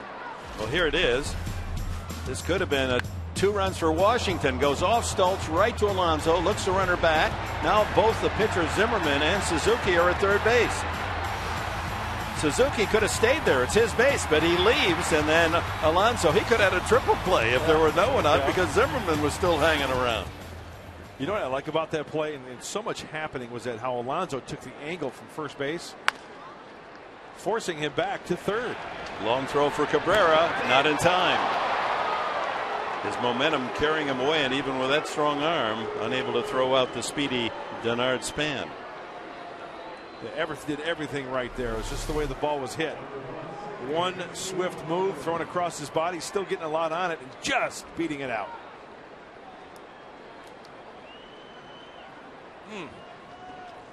So a 2-out single Span. That's a 4th hit for the Nationals. Brings up Lombardozzi. Last time up, he drilled that line drive back at Kashner. Beat out the carom to Headley and then scored on Zimmerman's 3rd home run of the year. Span leads Washington 5 steals. It's only his 2nd hit of the series. It's 2 for 17 in the 4 games Span.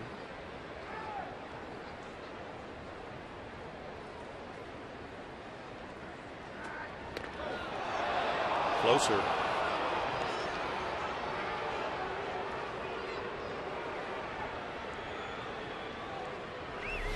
You know, for a big guy, Andrew Cashner's got a quick move. As we take a look at this one, he just gets his hand on the bag. Alonso tags him on the elbow.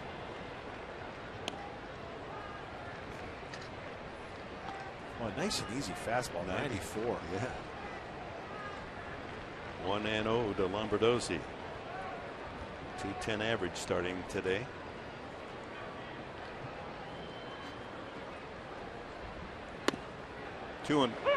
Late call strike on the changeup. Rayburn pausing and then said, "Yep, that's good enough." 1-1. These Nationals done well here at Petco. They're 7-2 the last 9 games. Padres trying to take 2 of the 4 with a win today.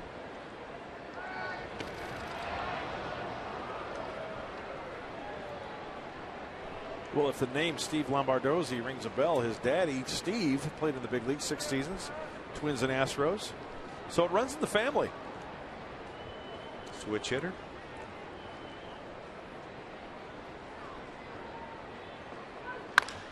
Shot to right and through. Span digs his way around to third.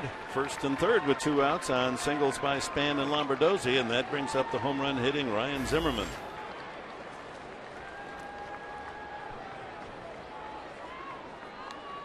Last time up on a 3-1 changeup. He got it all. Andrew Cashner wanted it down and away. Nick Hundley was set up down and away. And I think as time goes on, Andrew Cashner will learn that not just throwing the changeup for a strike, but locating it well. He just didn't happen to locate it where he wanted on that 3-1 pitch. That one landed above the aisle in the second deck in left field. Well, after the absence of home run power, Zimmerman only 1 through the first month and a half. He's hit 2 in this series. You know what's interesting, it just came to mind here. What is one of the plays we've seen in spring training and early in the season? Remember the pickoff play to third? Right. Where the third base, as soon as the pitcher lifts his leg, Chase Headley's breaking towards the bag. This might be a good place to try to do that, especially with Zimmerman at the plate. Always try to get an out on a bag. Span takes a big lead at third. 1 ball, 1 strike to Zimmerman. Hit totals now even, 5 aside. Looks like he's reaching back for that fastball, guys. Try to get a little more on that velocity wise. It better be in a good spot too, right, Mark? Because if you try to overthrow it, it leaks over the heart of the plate. Exactly. Could spell trouble. Good. Broken bat. Short. Cabrera on the run. Gets him by a step. Couple of singles, no damage done. Halfway mark in this one. The Padres 3, the Nationals 2.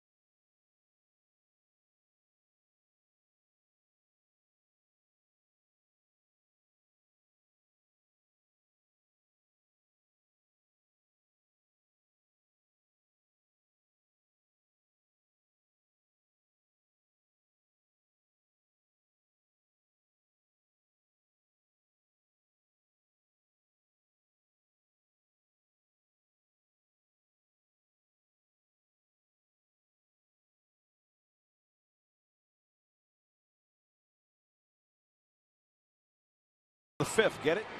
Padres lead the Nationals 3-2. Time for today's AT Twitter poll question results. Here was the question. It was a good one. With the game on the line, who deals with the most pressure? Is it a closer or a kicker? Hey, we've got a close race here. 56% goes closer, and kicker comes in second. You know what? I'd like to have you guys chime in. I think it's the kicker. And I don't want to go into much detail, but Mr. Enberg, you've seen a lot of both leagues in professional sports. What do you think? Well, because he has just the one shot. You know, a pitcher can come in and he can throw a couple of bad pitches. They might be fouled off or called a ball. He has room for a little error at least. There's no question about the pressure.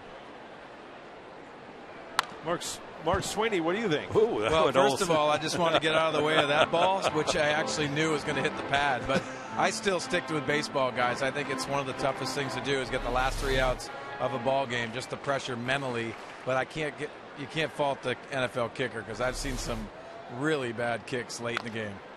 Yeah, and you know there's been a couple of times. I mean, when a kick can ruin a guy's career and stick in his head forever. You know, closers have that chance to not to have to wait a week. You know, if they blow a save, they can go out there the next night and redeem themselves and make a good pitch to get out of it. Venable hits a high fly ball down the right field line. That might be deep enough at the pole, and it is a home run. Petchko Porch homer for Will Venable. Number 6 to lead the Padres as he touches them all.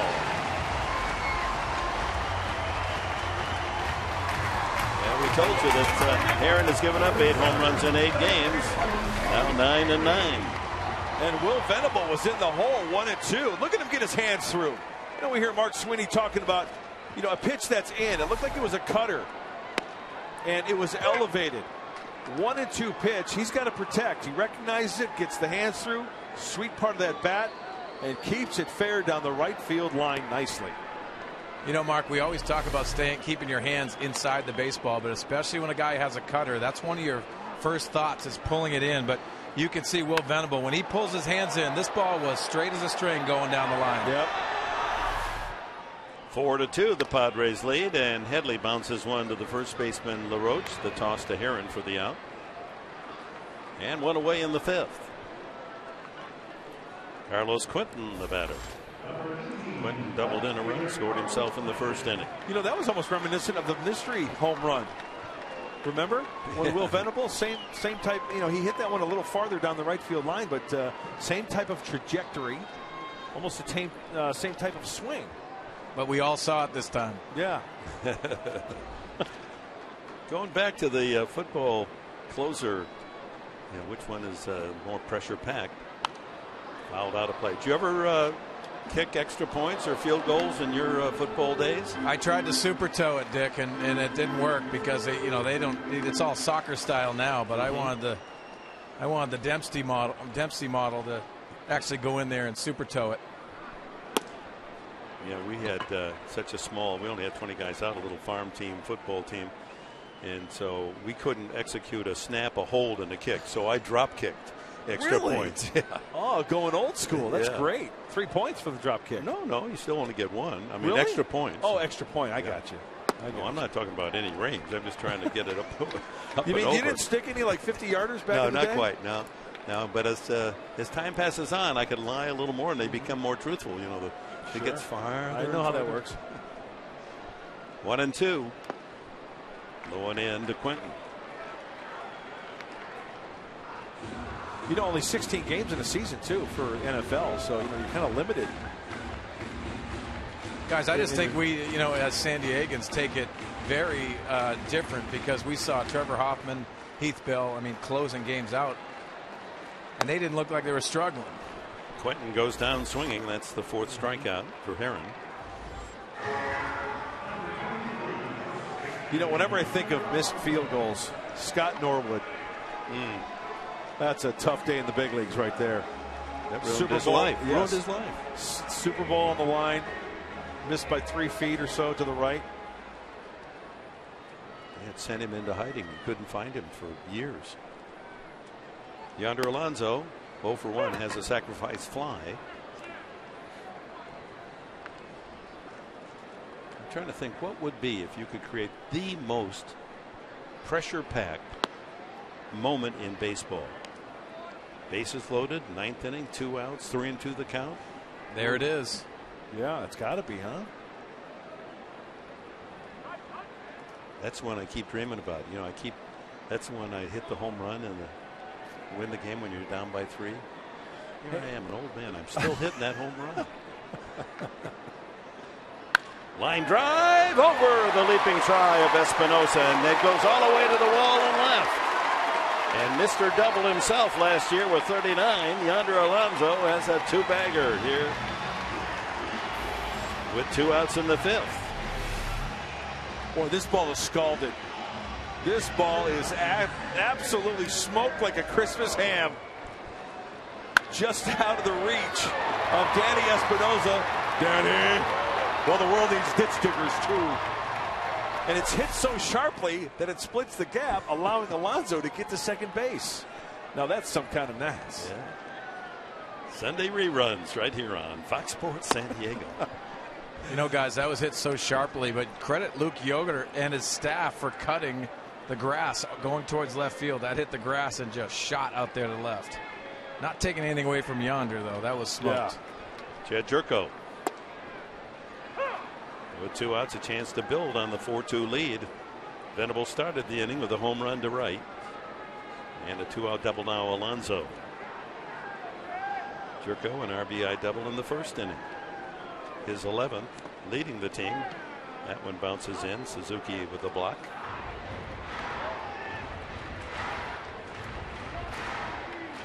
Dick and Mark Sweeney, do you guys get the feeling, and it's great, it's a great feeling to have, with 2 outs in this Padre team, you're almost expecting this club to come up with a 2-out knock and score a run. Yeah, their approach has been so good with 2 outs, and that is huge. Ground ball by Zimmerman. Here comes Alonso. Moore's throw to the plate is offline. The Padres lead 5-2, and Jerko goes to second on the throw. 2 RBI game for Jed Jerko. Again, all with 2 outs. Boy, a lot of fun on that bench, and it gets to be contagious. And once again, a high cutter. Dan Herron has thrown some pitches up in the zone. The Padre hitters have been aggressive in hitting it and chugging around third. You go, big boy. Yonder Alonso. Gotta go. Come on. That's nice. And now Blanks drips one. If it's fair, it's gone. Home run! A laser to left into the second deck of the Western Metal Supply Company building, and Kyle Blanks will touch them all. A 4-run 5th inning for the Padres.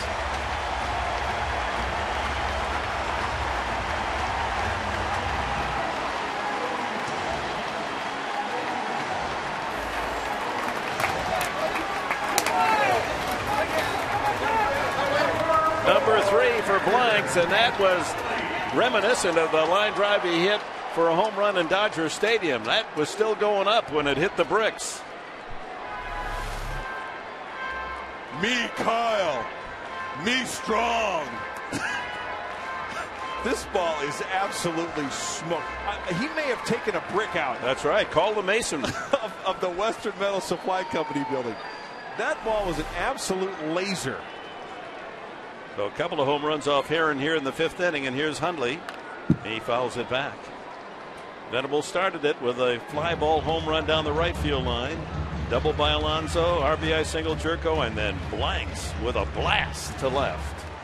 I'm telling you what, there's going to be a day when Kyle Blanks puts one up and over that Western Metal Supply Company building where that sign, that scoreboard to the left, and he's going to give it a ride. I mean, if you've got a room over at the Marriott, you better watch out. Out of play. Has anyone in your memory hit one into the seats of the bleachers? You know, those are nice little bleacher seats in the top of the Western Metal Supply Company up there. I think, and correct me, there has been, I think, one, but I cannot recall who it was. Somebody, bet Chiron Bob knows. I thought it was Andrew Jones, guys. I don't know. Yep. It might have been, Mark. Now, if you want something misleading, they measure that home run as Hundley goes down on strikes. They measure it at 383 feet. That's only because the building got in the way. It was probably 483. Venable gets it started, and blanks with a 2-run capper. Padres with 4 in the 5th, and they lead it 7-2.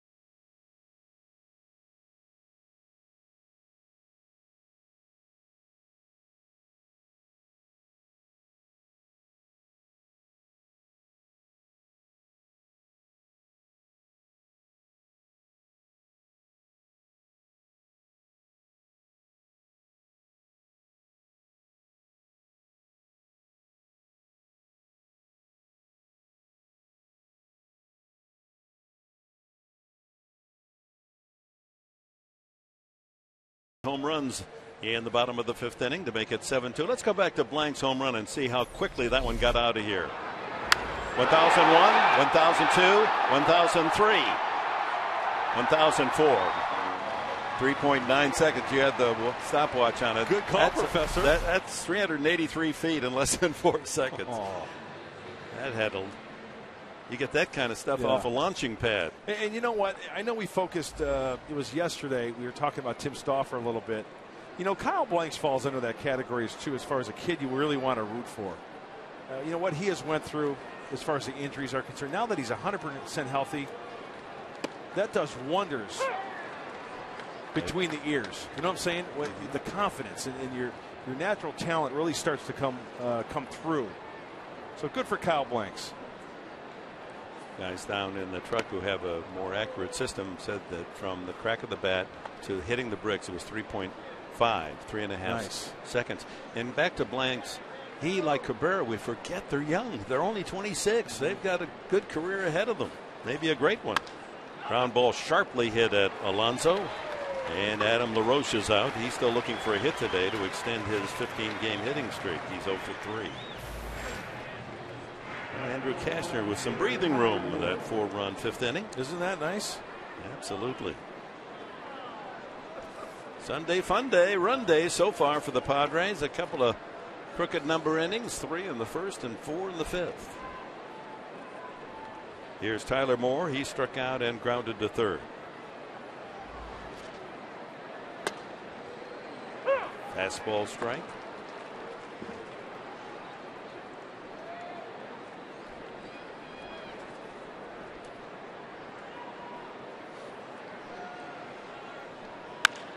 That's hit well to center field. Venable retreating in a hurry and makes the catch. Going away. Outran it. Started a little slowly, but the ball carrying well here in the daytime, and Venable with a fine running catch. This is some serious giddy up by Will Venable in center field. It almost looks like he broke to his left at first and then did a beeline straight towards center field to snatch it for extra bases. That's the Princeton Tiger going up for the high pass, and then if he had time, dunk it over the wall. Long-armed Will Venable and reaches up and steals extra bases from Tyler Moore. And what a gentleman. Did you see when he up against the wall, the gate opened up, he went back to close the gate. What a gentleman. You don't want to let the flies in. You got to, close the door. 2 away. Bernardina is flied out and walks. There's the gate. Will doing a great job. Hey, watch your fingers there. Yeah, there you go. You mind raking the warning path while you're out there? That ball shot to right center. No one's going to catch it. And Bernardina's on his way to second. Might try for 3. Risk reward. He'll make it. A triple for Bernardina. You better be sure you can get 3 with 2 outs and trailing 7-2. And Bernardina, with his speed, estimated properly. So a 2-out triple brings up Danny Espinosa. Yeah, Andrew Kastner, sure, he just gives up a triple here with 2 outs, but he's got to think about getting outs with the 7-2 lead. Bernardina got extended. Hey, don't worry about that base runner. Get the next guy. First triple for Bernardina.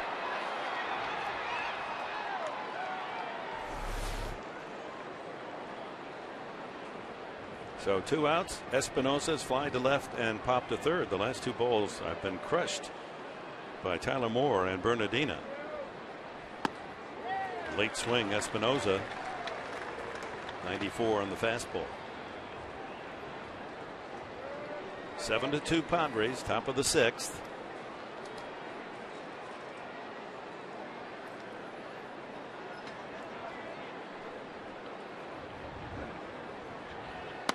Another fastball coming right at you.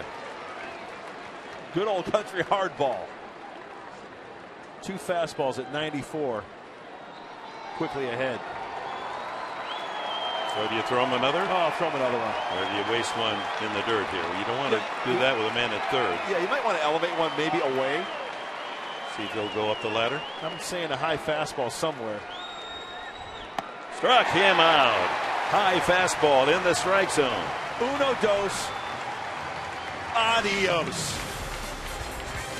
5 strikeouts for Kastner, and the Padres maintain a 5-run lead.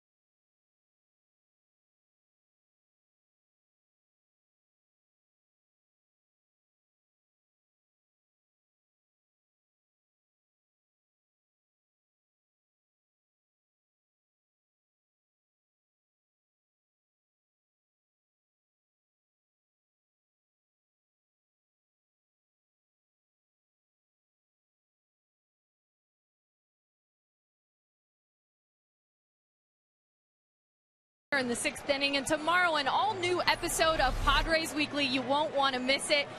We are celebrating the Padres of the 80s. I know that's Mark Grant's favorite decade. We give you the best play and player. You won't want to miss that as we hear from Tony Gwynn. Also, a woman who battles with her own kind of struggles and yet still helping out others. The Padres honor her. And you wonder how this field here at Petco stays so perfect and green. Well, Jeff Lasky gets to hang out with the grounds crew, and we see a day in the life of what they do throughout the work week. So a great episode coming before Game 1 of the Padres and Cardinals series, guys, at 6 p.m. Tune in, okay? All right, that's tomorrow night, Kelly, 6 o'clock. A great show. Sounds like a great one. Warms things up for the Padres' first game of the 3-game series with the St. Louis Cardinals. Well, Henry Rodriguez now out of the bullpen for Davey Johnson's Nationals, 11 games. And what sticks out, folks, look at the walks. 9 walks in 11 2/3 innings pitched. But opponents only hitting 167. Rodriguez throws a fastball, and he can get it up there. 93 to 101 on the fastball. Curveball and also a changeup. Last year with the Nationals was 1-3 in 35 games and a 5.83 ERA. Came up to the big leagues 4 years ago with Oakland. Was traded over to Washington in the trade that sent Josh Willingham from the Nationals to the A's. A couple of fireballing right-handers matching up here. Henry Rodriguez on the left and Andrew Cashner hitting here in the 6th. Bunt single for Cashner and a fly out to left. Last of the 6th, and the Padres with a 7-2 lead. Another fastball strike. 98 on that one.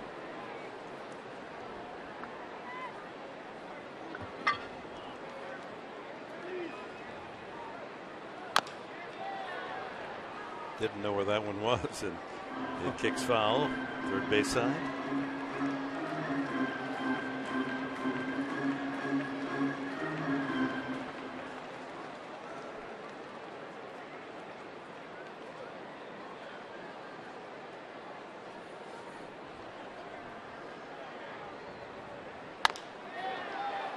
LaRoche. Oh, bobbles the ball, and Cashner beats it out. So Andrew Cashner just didn't jog his way to first base on what appeared to be an easy put out, but Adam LaRoche may have taken his eye off the ball looking for his pitcher Rodriguez. It's an error on the first baseman. He just kind of stabbed at it. Anticipating that ball being in the glove and just closing his glove a little bit too soon. And Andrew hustling hard, giving him 90 feet. And that's how rallies start, right? You bet. LaRoche, a sure-handed fielder. That's unusual to see him boot one like that. That was an easy chance. Here's Cabrera. That's why you always have to bust your tail down that line. Routine grounder. That's a classic point. That was a sure out. Absolutely. His bat, a little too hopper. Cashner's hustle pays off. He's aboard. No one out here in the 6th. And Cabrera was 1 for 3 today. 1 ball, 1 strike on him. Just a review for you. Padres got 3 in the first and 4, including 2 home runs in the 5th inning for their 7-2 lead. Will Venable with the leadoff home run in the last inning, and then Blanks with a 2-run shot to close things out, scoring 4 times.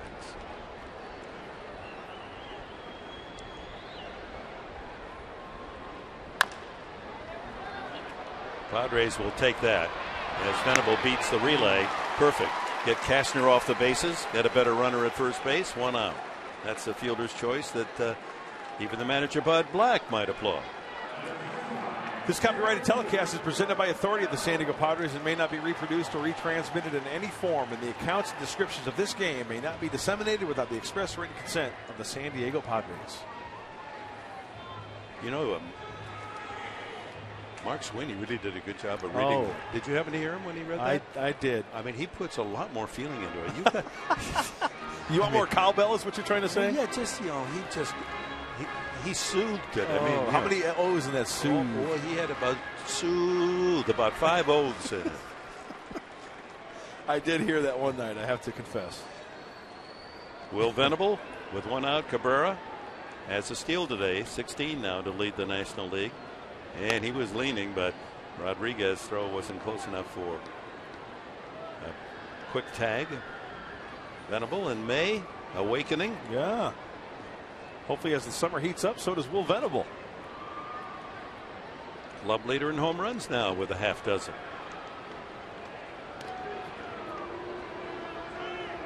It's going to be an interesting battle to see who wins the home run title for the Padres this year, because there are plenty of candidates. Venable has 6. Headley has 4 home runs. Quentin has 4. Alonso has 5. Jerko has 4.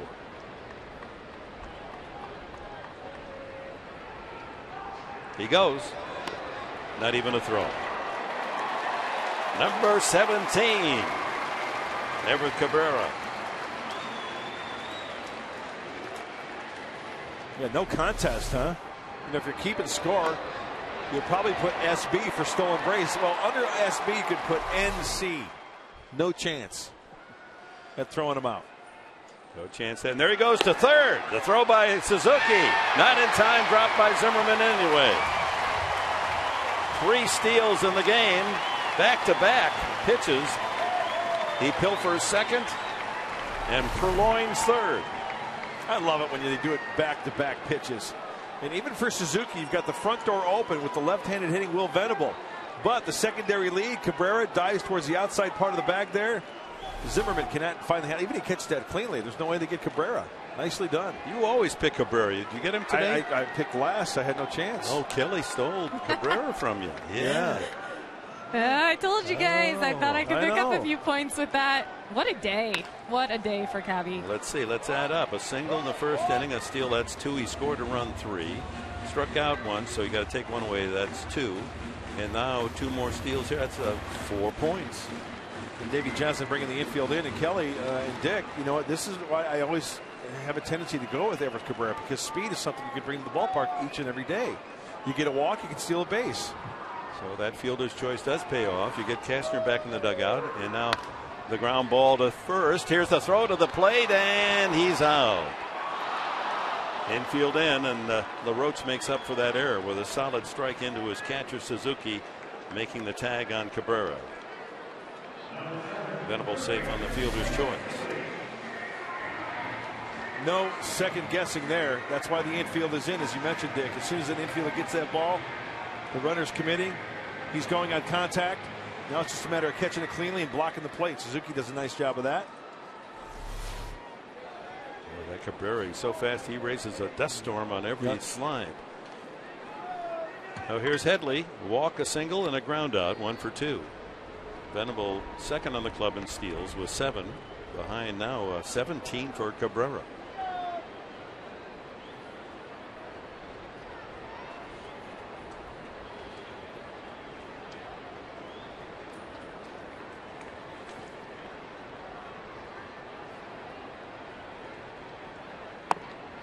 Low and away.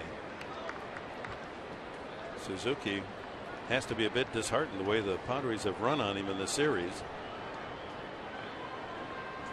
7 for 7.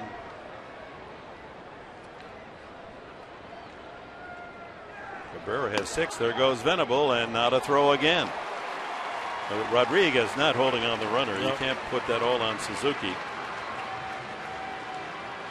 Number 8 for Will Venable. 5 steals for the Padres today. Venable, Headley, and 3 by Cabrera. Yeah, Rodriguez with the high leg kick and slow to the plate. Will Venable taking advantage of that. That makes 8 for 8 steal attempts in the series for San Diego. And a chance for Headley to pick up another run. That was close to a block there. Kind of meandered off the rubber, didn't he? Well, he didn't. To me, it looks like he didn't stop. He just went right, set position, kind of bounced back up, and then went into his leg kick. He stopped there. The ball didn't stop until it hit the screen, and Venable to third on the wild pitch.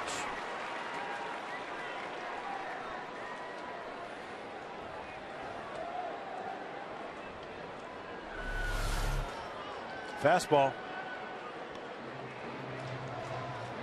Well, you know what? When Suzuki set him away, and then you throw the ball 96 to 98, 99 miles an hour down and in, that's tough to make that adjustment when you're anticipating a ball down and away. 3-0 to Headley. Ball 4. And Carlos Quentin comes up with 2 out and 2 on. Hey, Padre fans, the San Diego Padres games are more fun when you bring a group.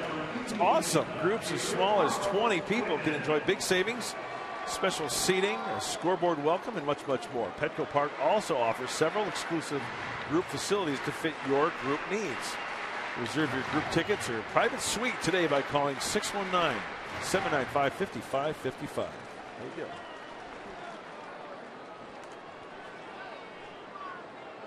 First and third for Quentin. Doubled in the run in the first inning. Padres leading 7-2. Bottom of the 6th inning here at Petco on a beautiful Sunday afternoon.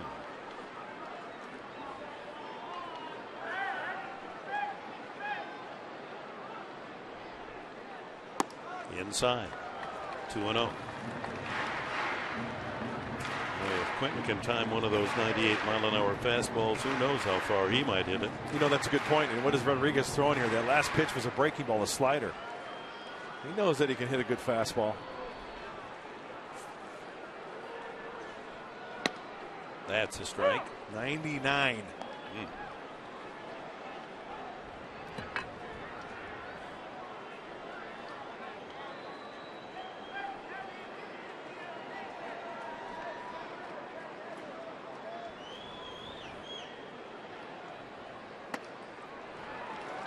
Goes back to the breaking pitch, 3-1. You almost have to figure he's going to get a fastball here. He's missed on the 2 curveballs or sliders.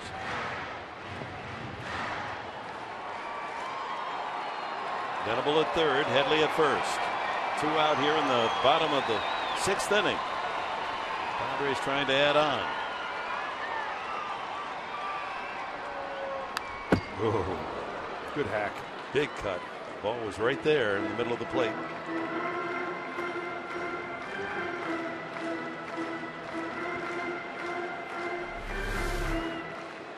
Coming at you. That one shaking the screen.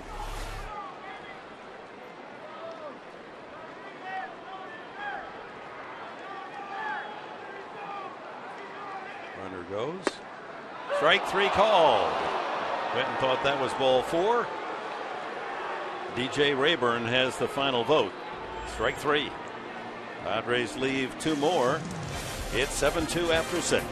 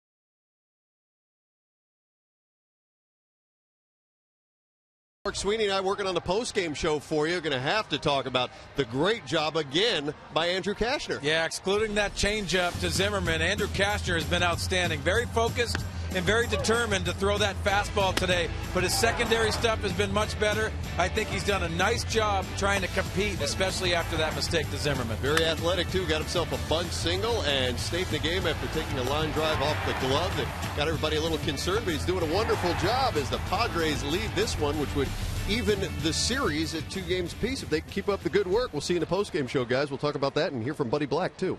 All right. The M&M combo will be with you. Lots to share with you on this beautiful day of baseball at Petco Park and around the American and National League. Highlights. Again, I'm sure they'll show that very touching moment at Tampa Bay. His father comes home from Afghanistan to surprise his daughter who threw out the opening pitch. Wow. Suzuki, the catcher, has a single and a ground out to second. Cashner 6 hits, one of those the home run, all the way to the screen, 2-1. Well, that last toss for Andrew was pitch number 87, and looking back at his starts this year, he's thrown as many as 97. Last time out at Baltimore, 92. So this might be his last inning of work. Bullpen is busy for the Padres. Tim Stauffer, the right-hander, and Joe Thatcher, the southpaw, getting ready. High fly ball, shallow and right. And Kyle Blanks puts it away for the first out. In the shadows of the bullpen, Thatcher and Stauffer. Yuri Perez is going to pinch hit here for Washington.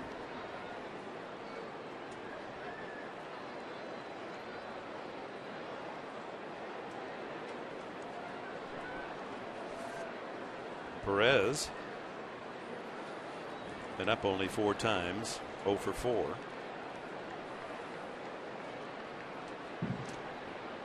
And he gets to face the Andrew Cashner fastball. Yeah, how about that?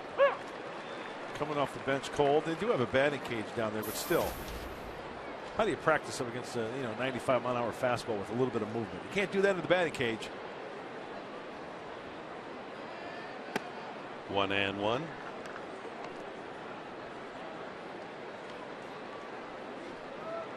Ryan Matthews, not the running back for the Chargers, but Ryan Matthews, the right-hander for Washington, warming up in their pen. Doesn't spell it the same way, Matthews. Late on that 93-mile-an-hour flame throw. I bet you can hear it sizzle when he. Oh yeah, absolutely. Sounded like a strike. That's what he told the umpire. Yeah. 1-2.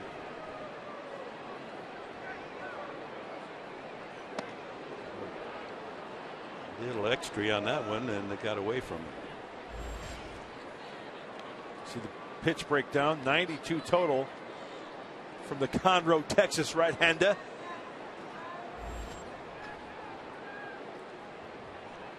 At TCU, he put the horns on the Horned Frog, didn't he? And now it falls to 3-2. Don't want to walk this man. He doesn't figure to be dangerous against Cashner. Nationals need base runners. Don't give them any free ones.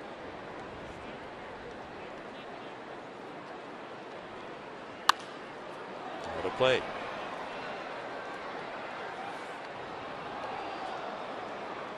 Well, tomorrow night, 6:30 on Fox Sports San Diego, the first of 3 against the Cardinals. As you look at the Nationals box score, Lombardozzi with 2 of the 6 hits, the big blow Zimmerman's 2-run home run to account for the 2 Nationals runs.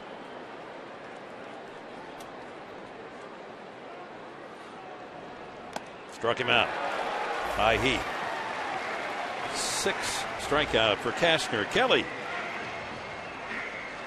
Well, you guys talked about not being able to simulate that 90-mile-an-hour fastball, and Bud Black said today that could be the telltale sign for Cameron Maybin returning. Of course, he's been on the DL with that wrist injury. He says he feels the best he has all season. Of course, hitting in the cage right now, it'll be really different, won't it, once he steps out on the field and starts seeing someone like, Andrew Cashner throwing that at you. Yeah, thanks for that report. The good news is that Maybin's close to going on a rehab assignment, as is Logan Forsythe.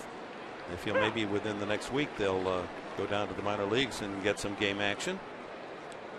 Span takes a changeup for the strike. He has an infield hit to deep short. 1 for 3. He's hit all 3 balls at the shortstop position.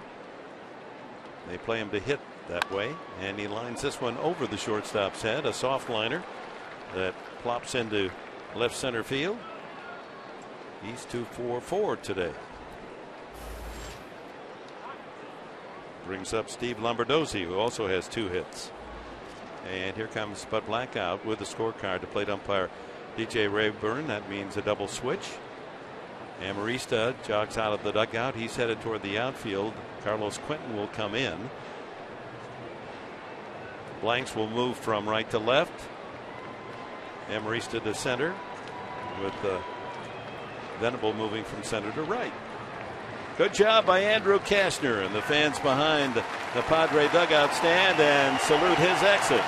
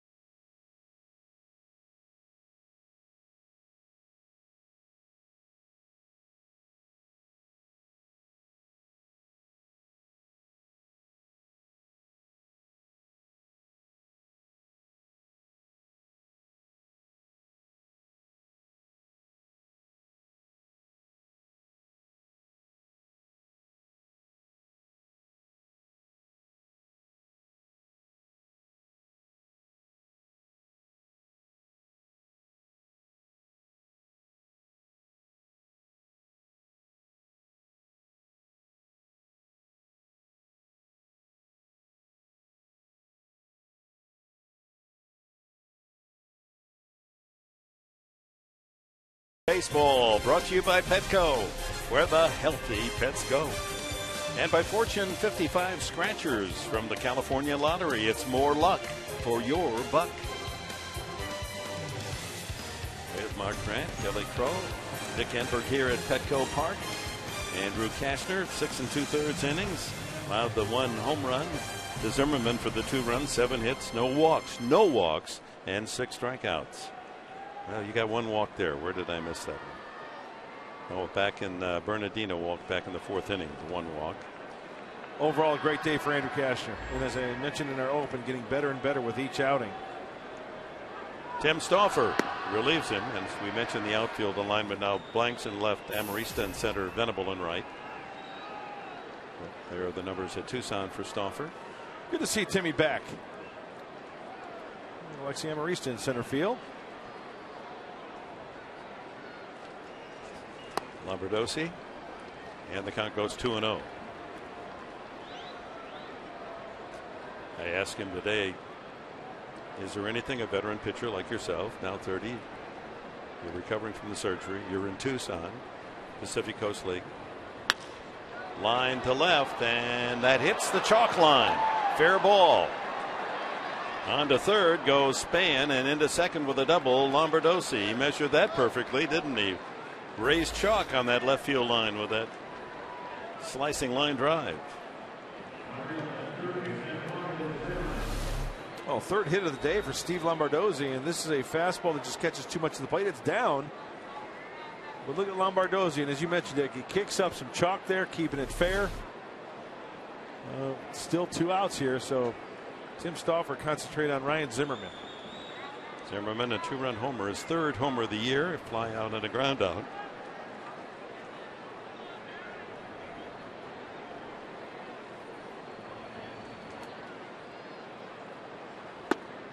That's a strike. So I said, your experience, a veteran, had pitched 1 game in the big leagues last year.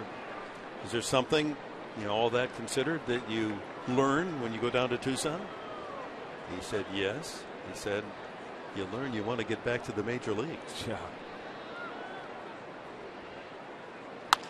Line to right, that's going to fall in front of Venable. 1-run scores are going to hold the other as Venable's throw comes in. It's 7-3 as Zimmerman delivers his 3rd RBI of the game. And some 2-out trouble being stirred up by the Nationals here in the 7th. Well, the Nationals doing a nice job of going the opposite way. We know that Ryan Zimmerman has pull power, Well, this is a slider off the end of the bat, hitting it to the right side. Lombardozzi going the opposite way. Ryan Zimmerman going the opposite way. So a double by Lombardozzi and a single to Zimmerman given up by Stauffer. He jogs off, and Joe Thatcher will come in to pitch to the left-handed hitting Adam LaRoche.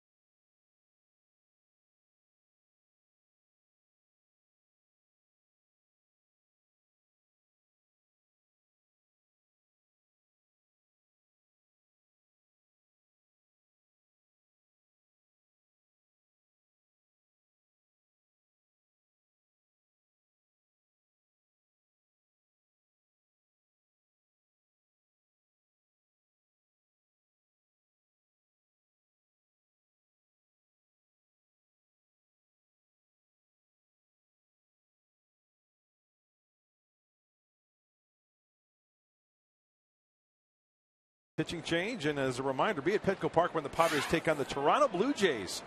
The date is Saturday, June 1st. First pitch 7:10. The first 25,000 fans are going to take home a replica Padres road jersey and a pet bandana. Presented by Petco. Be sure to buy your tickets and save at Padres.com or get on the horn. 619-795-5555. A couple of cool giveaways. Yeah, be that's the cool kid in school, right? June 1st. Yeah, there's time to order your tickets. The earlier the better. You save. As Joe Thatcher comes in, trying to get the final out here in the 7th inning. Adam LaRoche 0 for 3. That's a strike. So after Suzuki flied out and pinch hitter Perez struck out, the looping single to left center by Denard Span, and that was all for Cashner. Stauffer came in, gave up the double on the left field foul line by Lombardozzi, and Zimmerman single to right for the run. That's charged to Cashner. And Thatcher quickly in front of LaRoche, 2 strikes. Again, Adam LaRoche is on the best hitting streak of his career at age 33. 15 games in a row, but 0 for 3 tonight. Well, Tim on the bench reviewing what those 2 hits for the Nationals. Hey, they went the opposite way. It pitches away. Now it's Joe Thatcher's job to leave him out there. 2 strikes on LaRoche. And he's up and in. Wastes that one. Set up that big sweeping breaking ball of his. Lombardozzi at third and Zimmerman at first. 2 outs in the 7th. And the Padres leading by 4.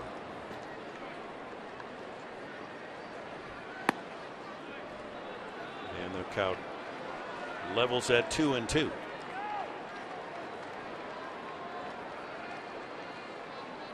Bryce Harper not in the starting lineup the last 2 games, but we have to guess that he is available to pinch hit.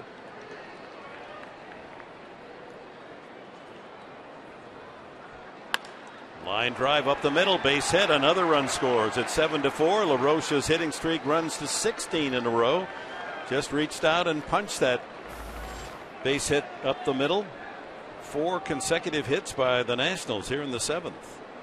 Lombardozzi checks in. Yeah, it goes to show you that you don't have to necessarily hit it on the sweet spot, because when you look at this inning after the 2 quick outs, the single to left off the bat of Denard Span, the double, Lombardozzi going the opposite way, Zimmerman going the opposite way, and LaRoche really wasn't on that last pitch. He just got enough on it. A little tennis lob to center field for the base knock. Just dropped his bat on that low pitch. Perfect direction. So now it gets serious as the Nationals cut the lead to 7-4 and bring the tying run to the plate. Tyler Moore. And the first pitch in there for a strike. That run Lombardosi's run charged to Tim Stauffer. Closed the book on Cashner, 6 2/3, 3 runs earned, 7 hits, 1 walk, 6 strikeouts.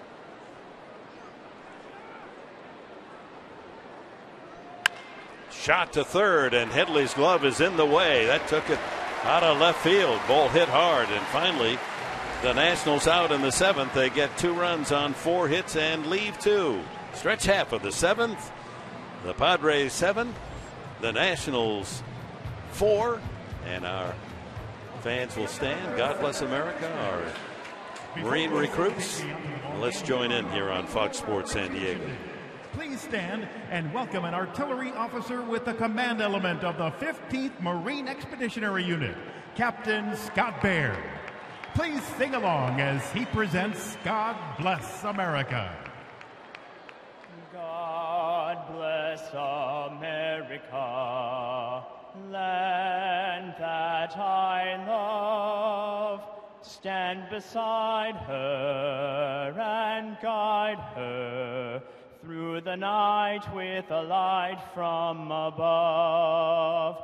From the mountains to the prairies, to the oceans white with foam. God bless America, my home, sweet home. God bless America, my home, sweet home. Captain.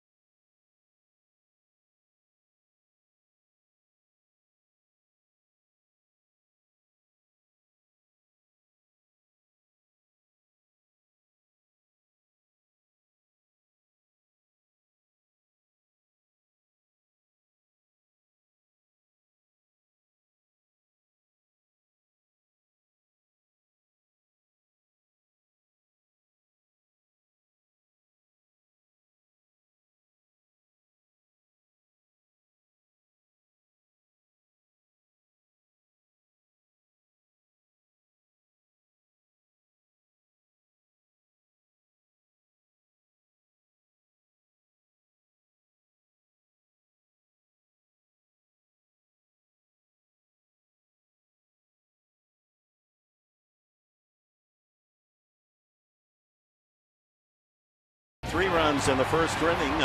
Quentin with an RBI double, and Jed Jerko also with a double right over the bag at third for a 3-0 lead. Ryan Zimmerman's 2-run home run off starter Andrew Kastner in the 4th inning made it 3-2. The Padres came back with their own home runs. Venable leading off the 5th with a solo shot, and Kyle Blanks with a laser to left.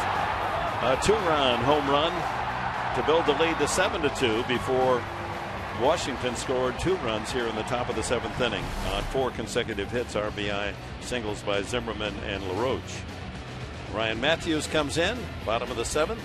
Yonder Alonso, Jed Jerko, and Kyle Blank scheduled for San Diego. Matthews, 29 years of age. The right-hander is 6'3" and 215. His 3rd year with the Nationals. He was 5-3 last year in a solid ERA, 2.85, 66 games. He's kept the ball in the ballpark in his 15+ innings of work. Ryan Matthews, 3-pitch pitcher, a fastball, slider, and a split. 90 to mid-90s on that fastball. Alonso sacrificed fly in the first inning, fly to center in the third, and doubled to left center in the fifth, and scored on Jerko's single.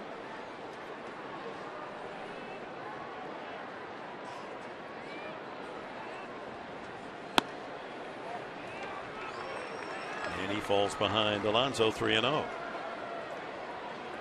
RBIs today: Jerko with 2, Blanks with 2, Alonso, Quinton, and Venable each with a RBI.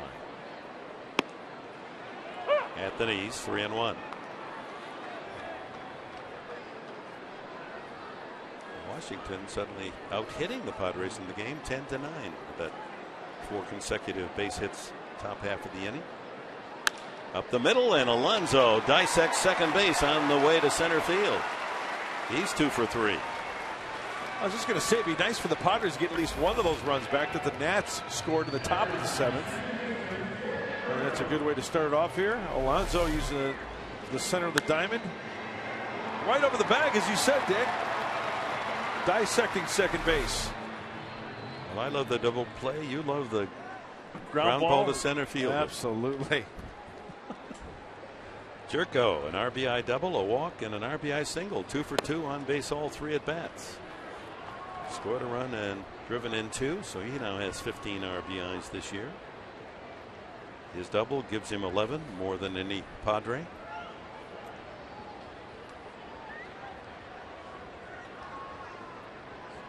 Long drive to left. If it's fair, goodbye. It's foul. About 10 feet against that solid brick wall. He got it all. Wow. Fastball out in front just a little bit too quickly, but great extension.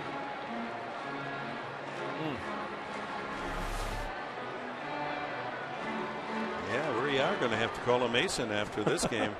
There's some loose bricks out there at the WMS Company building. 1-1. Comes back with a breaking ball. Little slider, tight slider from Ryan Matthews.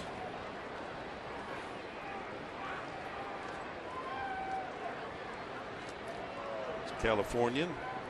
Played college ball at Sacramento City College. A balk. And that'll move Alonso to second base. So what'd I do? Let's check and see what he did to deserve the balk. Well, this is real time. See how he bent over a little bit. See when he was set, he kind of bent over just a little bit. Well, that's really a that's thin what, call. Well, what you can't, you got to stay still. You can't do any movement until you get. Once you get in your set position, you're getting the sign. You have to stay still. You can't make any movement. And the count now goes 2-2 to Jerko. So Jed with a chance to pick up another RBI. Has a couple with a single and a double. The speedy Alonso aboard, ready to rumble around third.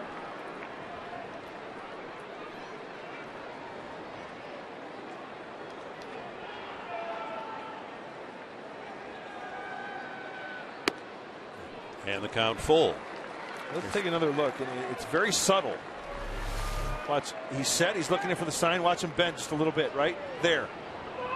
See, because he's set getting the sign, and once you make a movement, you have to go into your stretch. If you make that one little movement and stop, hence a balk. Move him up 90 feet. Ball 4. I want to go back to that just because for clarification. He didn't have the ball in the glove yet. It doesn't matter. He's in contact with the rubber. He's in contact with the rubber. He's getting the sign. Once you make but you have to make a move to put the ball in the glove. You automatically move. He stopped. Watch. Getting the sign, he's set, right? Ball's in his once hand. he makes that move, he has to go into a stretch position, and he stopped. I see. Okay. Yep. If he just goes in the stretch, okay. Right. Yeah. All right. That one subtle move. I thought I'd catch Mark Grant, but he's the. I mean, if anyone knows balks. Hey, how about an unorthodox setup from Matthews? I mean, he's actually got that glove up against his face. Kyle Blanks, long home run today, and that pitch is well out of the strike zone. Ball could upset a guy, and this will upset the starter Dan Herron. 3.5 seconds for that ball to travel deep into the Western Metal Supply Company building. Number 3 this year for Blanks. 2-0. The Padres a chance with Washington cutting into their 7-2 lead, reducing it to a 3-run advantage, but here's a chance to get something back. Alonso a single and a balk, and now Jerko with a walk. How about Jerko? 2 walks, 2 RBI hits today.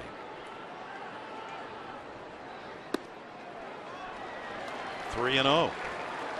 No, Matthews unnerved. All over the place now. Hey, maybe he gets wild in the strike zone, and that's an advantage for Kyle Blanks.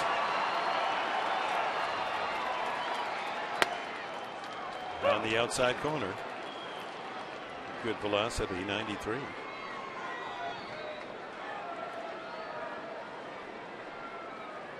Kyle flied to center, struck out before hitting that 2-run homer. Runners lead. First and second. No one out. Chopped at the plate, foul.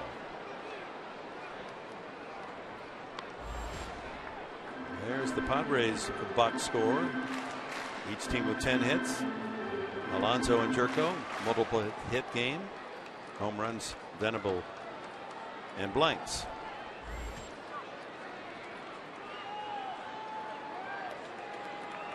Full count now to Blanks. Ball 4. The bases are loaded on a single and a couple of walks. That'll bring up Nick Hundley and will bring the pitching coach McCaddy to the mound.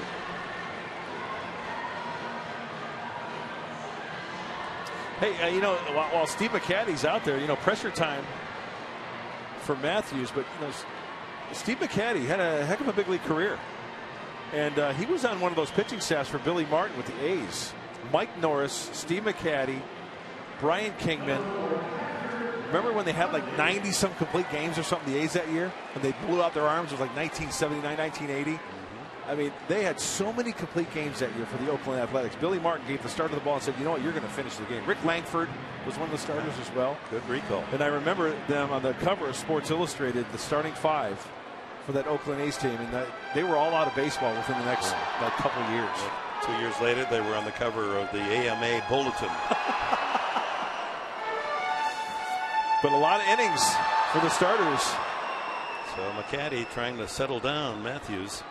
With the bases loaded, no one out to Nick Hundley. Fouled out, popped up, and struck out. Takes ball 1. Nick in a tough string here in the throes of a 2 for 38. All the pressure's on Matthews here. Nick can look for a good pitch to drive. Boy, this could be a huge inning for the Padres. Nobody out, bases loaded. Left field, falling in a hurry, and the catch made by Moore. Tagging and scoring is Alonso. That's one of the runs back. It's 8-4. Sacrifice fly for Hundley, his 12th RBI.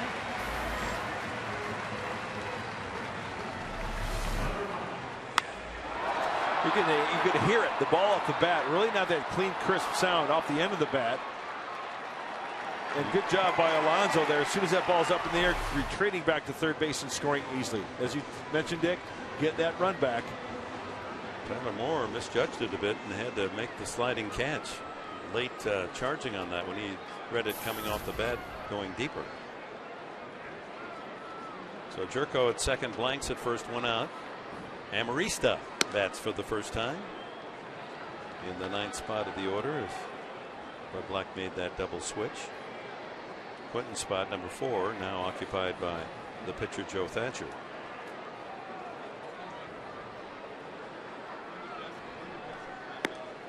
Two and 0.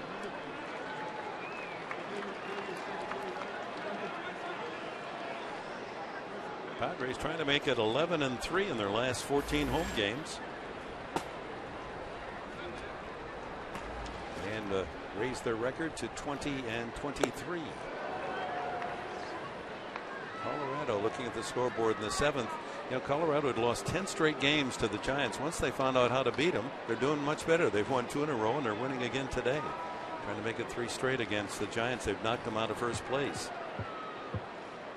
Line drive, base hit over Zimmerman. Padres will get another run. The run gets away. As Jerko slides in safely, the ball gets away, and it's 9-4. The runners move up to second and third as Amarista delivers a RBI single to left. Jerko able to come home, and that was going to be a close play had it been handled cleanly by the catcher Suzuki, but the ball skips away.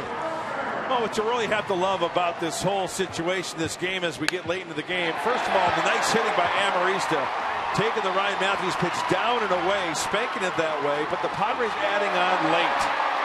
National scored 2, and the Padres answer right back with 2 so far here, and Davey Johnson will bring the infield in with the runners at second and third. Charged left fielder Moore with a throwing error. The infield in, runners at second and third for Everth Cabrera, and he pops it out of play. Blanks at third, Amarista at second.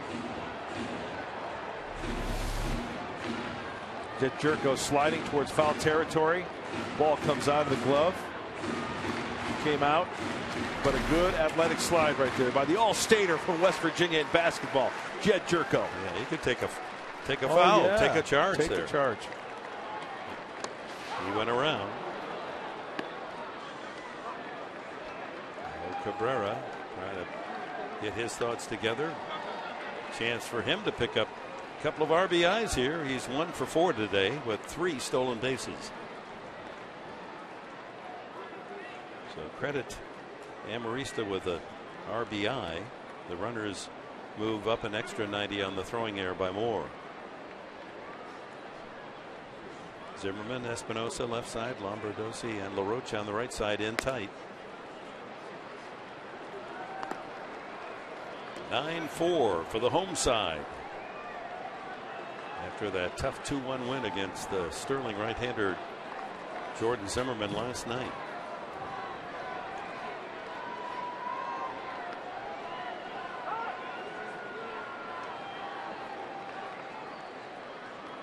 Scores decision since the ball was in the glove of Suzuki. He could have elected to charge him with the error, but at the moment it's Ryan Moore gets ticketed. Line drive, base hit. Cabrera delivers again.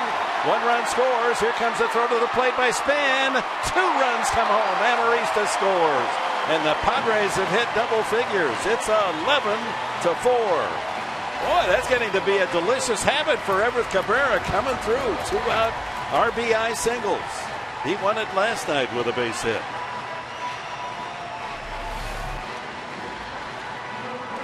Oh, some good hitting. Squared it up. The range cut down with the infield in. Everybody's off and running. Hard holding back the smiles in that Padre dugout. On the top half of the inning, Washington gets 2, so the Padres say, all right, we'll just score 2 times 2. How about the crooked innings? 3 in the first, 4 in the 5th, 4 in the 7th. Not wasting the time on those singletons. Well,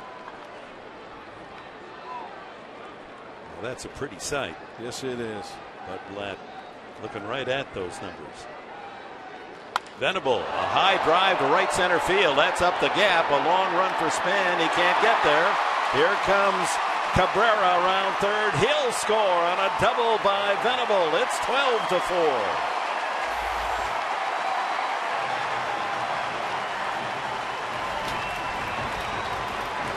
So Will Venable, a home run and an RBI double.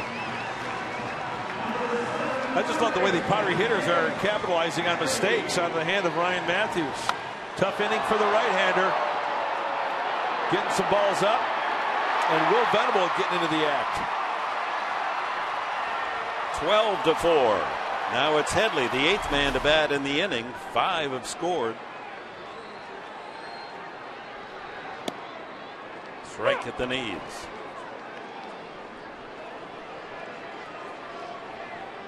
Pitcher's spot due next. 2 out. And swing and a miss by Headley. Kotsay is on deck. And would hit should Headley keep it alive here. 5-run go round, 7th inning.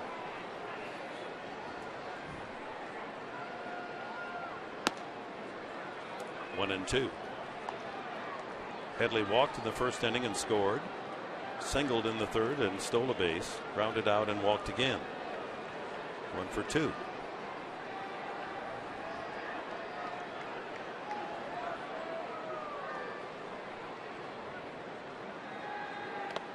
In the dirt. Suzuki saving another 90 feet with that stop.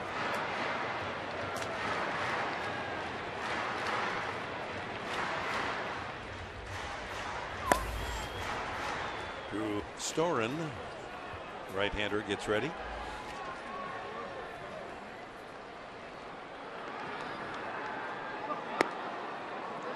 And the count goes full. Headley was down on the count, 2 strikes, but Matthews having trouble. Runs it full.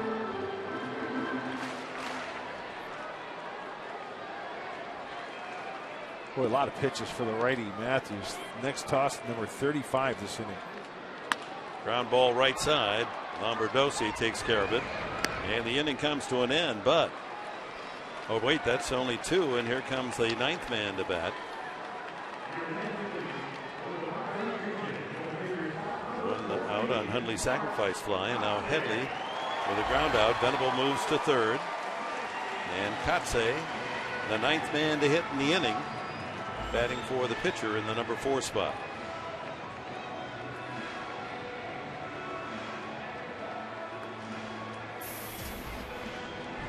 Inning like this where you've just done really well. It's like being at the crap table and you've just made a lot of hits and all the rest, and you say, I think it's time to go, and you walk away and you say, pardon me, sir, come back. You still got more money there that we want to give you. Hopefully playing with house money. Yeah. See if Kotsay can deliver. Now that's a way to spend an afternoon. I think the guy on the right is sleeping, huh? He's just pretending. He's listening. He's watching. Kotsay takes. It's 1-1.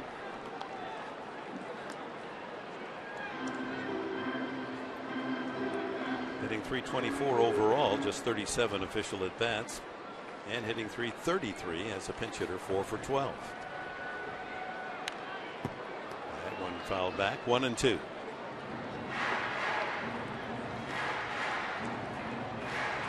Got 12 runs. There's no mean feat. Ties the Padres the 6th most in Petco history. 12 runs here at home.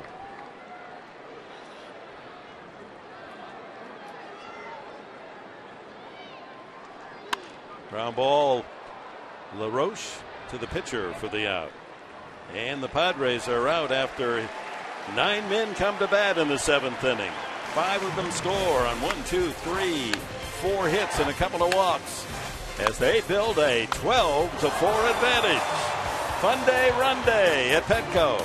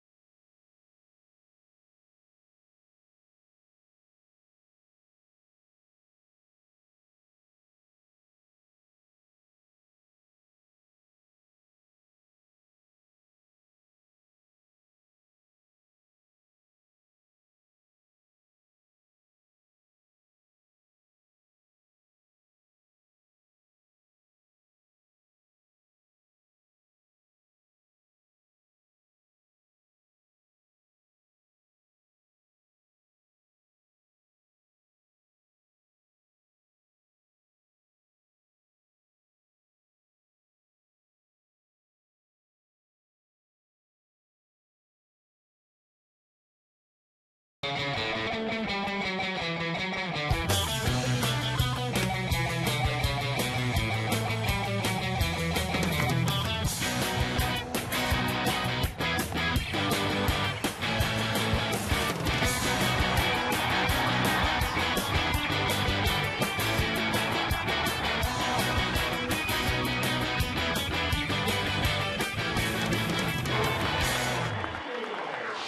saluting the U.S. Marines, Marine Appreciation Day here at Petco on this Sunday, and strong hitting performance by the Padres. 12 runs on 13 hits, and lead at 12-4 as Tyson Ross comes in to work. Top of the 8th inning. He'll face Bernardina, Espinoza, and Suzuki. Bernardina tripled to right center his last time up. Tyson making his 6th appearance, his 3rd in relief. Remember again, because of that subluxation of the left shoulder hitting that center field wall in Dodger Stadium. Padres being very careful about how they use Ross. They don't want him to have any at bats. Feels he can defend himself with that left side on a comebacker. A good opportunity for Tyson to be aggressive with this lead they have. 8-run lead. That's right. As we go in the top of the 8th, it's nice to have some breathing room and to have a little bit of a laugher once in a while, huh? Falls behind Bernardina 3-0. Yeah, got a little serious with the 2 runs scored by Washington in the top of the 7th. He had the tying run at the plate. Yep. And all of a sudden that is erased with a big 5-run bottom of the 7th for the home team. And Steven Strasburg having a chance to look on. We're wearing the shades today on the bench for the Nationals. And the leadoff walk. Oh, not good. Wait a minute. He called that a strike, and then Bernardina flipped his bat as if it was ball 4. Well, that looked like it missed the strike zone. Let's see.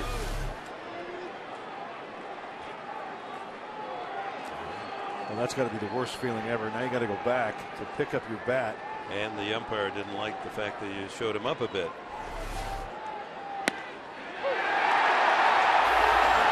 And Bernardina loses his bat and is getting close to being tossed by Rayburn.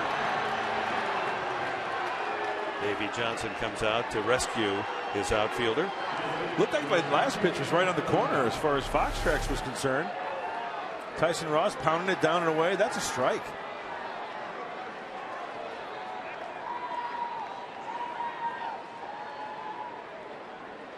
Yeah, just below the belt. Yeah. He's not a very good umpire.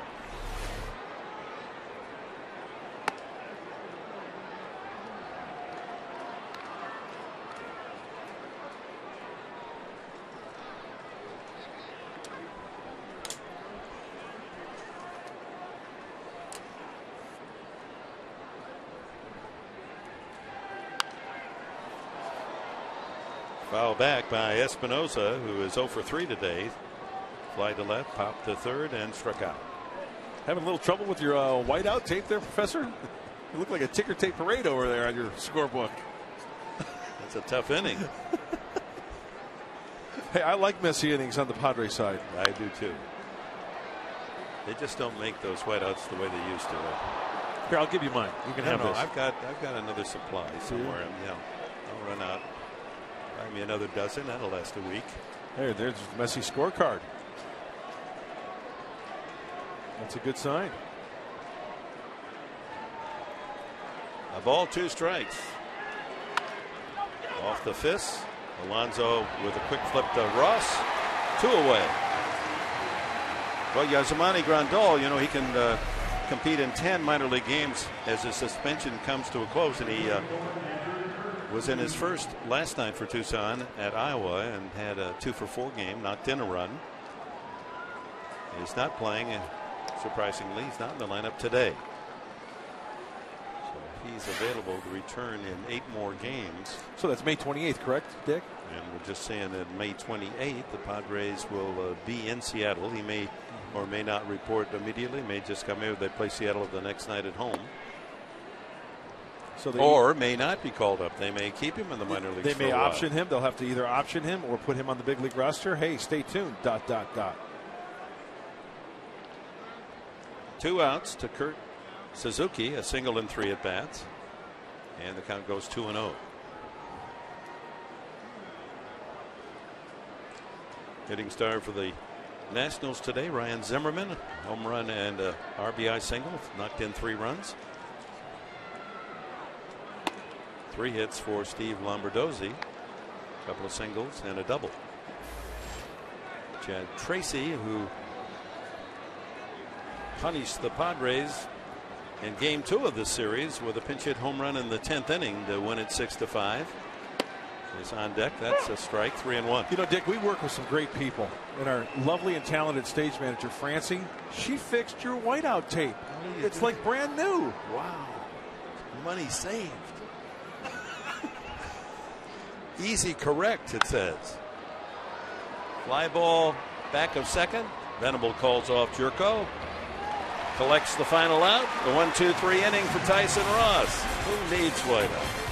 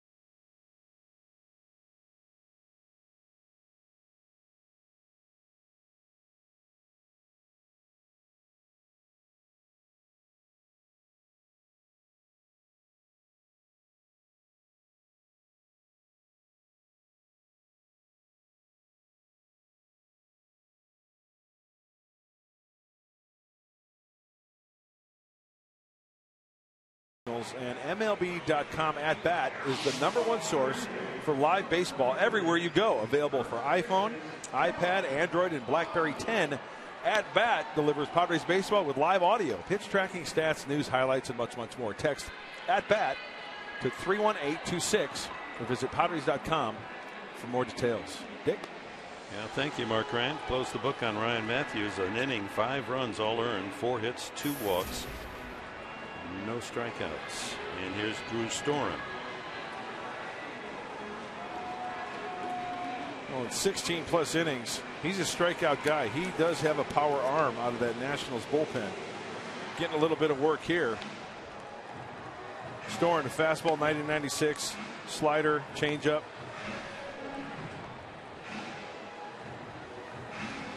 It's been all good this afternoon for San Diego. And it's been a beautiful day at the Park at the Park. Coming to a ball game, enjoying a beautiful day and a beautiful score right now as we go to the bottom of the 8th. And for the Washington Nationals, a rude way to send them out of town. Quick look at their scores this year. No one has scored in double figures against Washington. What are you doing? Well, this is the biggest bombardment their pitching staff has had to absorb. Yonder Alonso, sacrifice fly. Flied out to center, doubled and scored in the 5th, singled and scored in the 7th. 2 for 3, 2 runs scored, and an RBI for Yonder.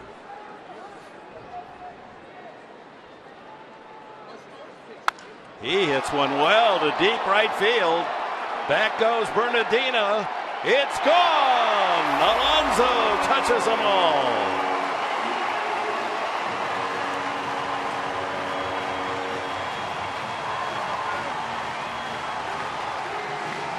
Number 6 for Yonder Alonso. And it's a 13-4 lead. Boy, what a day at the dish for Yonder Alonso. Sac fly in the first, a double, a single, now a home run. And once again, a great sign, pulling the fastball with some authority. Wow. Going to the jack deck. So he and Venable now share the home run lead with a half dozen each. He leads in RBIs now with 26. Jed Jerko up 4 times, on base 4 times. Boy. 2 walks, RBI double, and an RBI single. Boy, Alonso is getting to the fastball and pulling that fastball.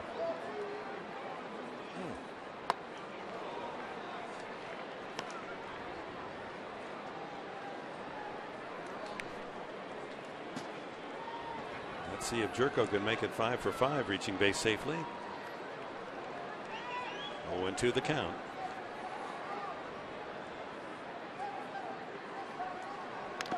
Fouls that one away. The 13 runs now the fourth most ever scored by the Padres here at Petco.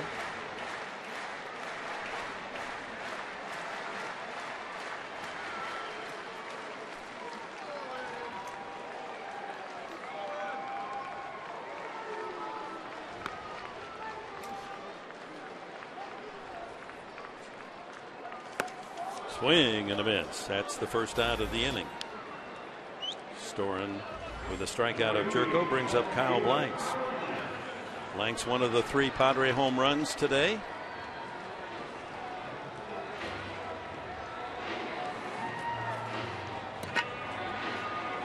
Rechecking the Washington, the very early part of the season, the 4th game of the year, they lost to Cincinnati 15-0. This is their 2nd most runs allowed in a game.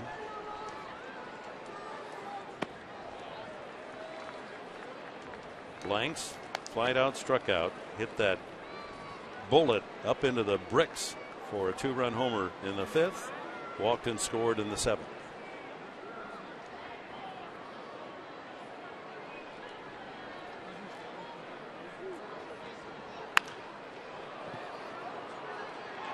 Good play by Glenn Hoffman there at third.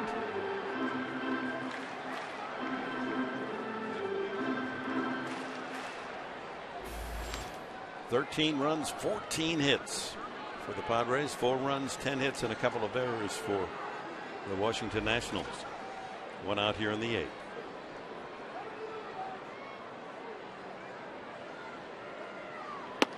He went around 1-2.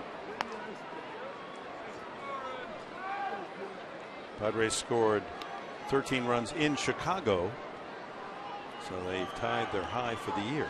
That was April 30th against the Cubs.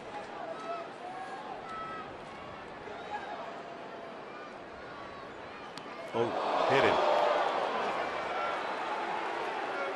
Looked like an off-speed pitch from Storen. Blanks jogs to first base. He's been plucked a few times this year. That's Right the 5th time. Yeah. 5th time he's been hit by a pitch. Well, he's a big target. Yeah. There's a lot to hit there. It didn't seem to be any intent because of the way the Padres are pummeling the pitching of Washington today. Here's Hundley, the only Padre in the lineup without a base hit. Sends a high pop fly into right center. Bernardino with the catch. 2 away.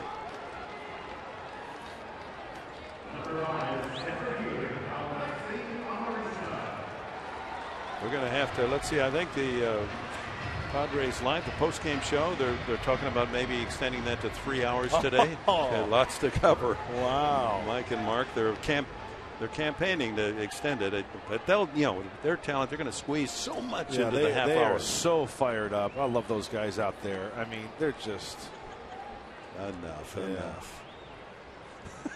Swing and a miss.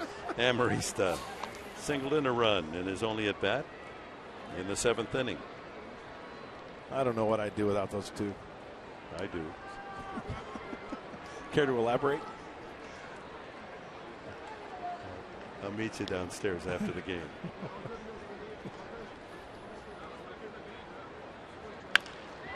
shot by Zimmerman.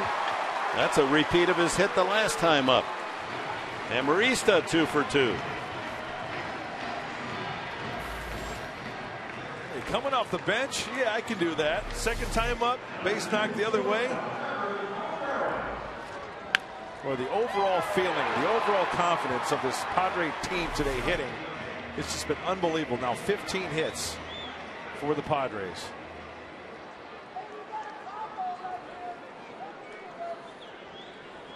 Two singles for Amarista.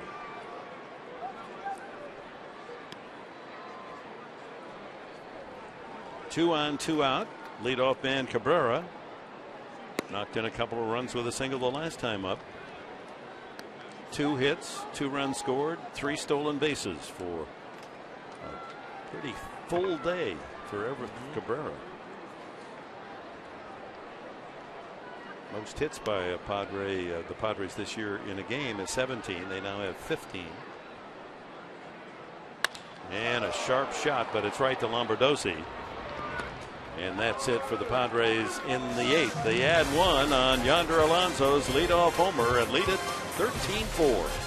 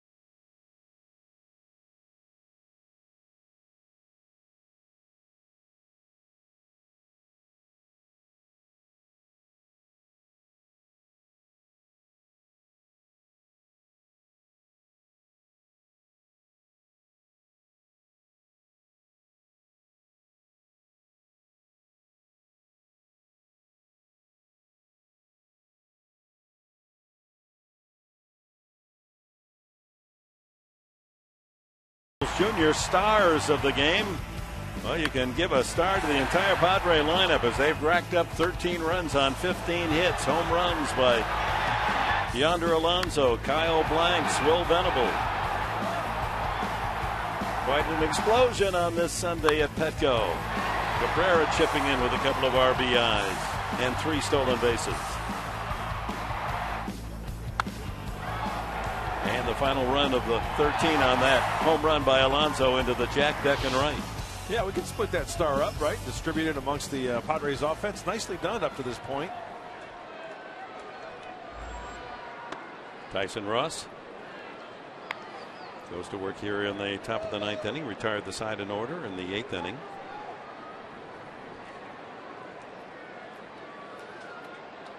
Jonathan Solano is the batter, pinch hitter.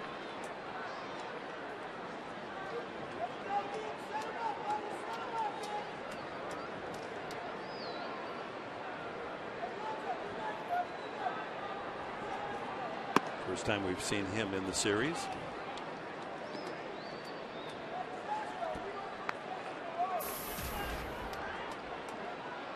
Backup catcher. Well, you know what, Dick, today for the Padres, they've been really doing well in runners in scoring position. 7 for 16. That's a .438 average. Wow. Ross walks the pinch hitter, Solano, to open the 9th. Brings up the leadoff man, Denard Span. Probably out to talk to Tyson Ross, saying, come on now.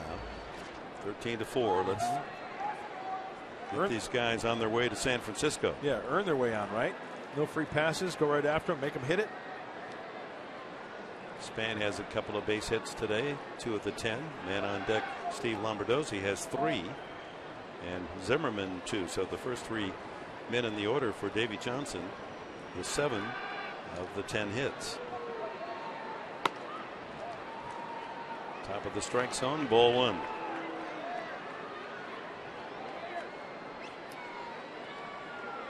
While Washington travels north for a series in San Francisco, the St. Louis Cardinals come to town tomorrow night for the first of 3.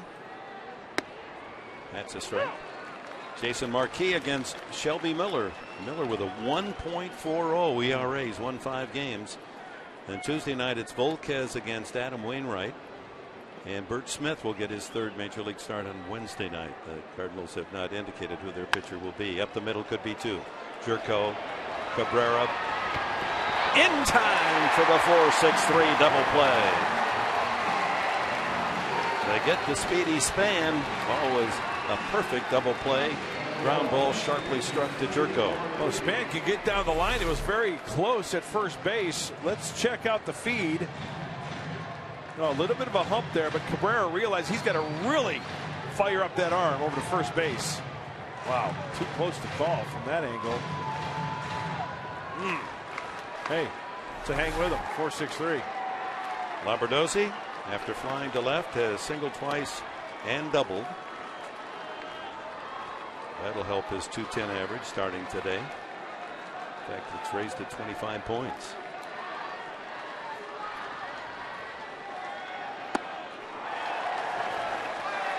Changeup, slider. This would be a good game for Tyson Ross to finish off, huh? Get the final 6 outs. Yeah. Shake hands with your catcher. That's always a good feeling. Doesn't matter, you know, the saves are great, intense, gut-wrenching. You know, you go out there, you got a 13-4 score, and there's just something about getting that last out and then greeting your catcher halfway, shaking his hand, and greeting the rest of the team for the victory.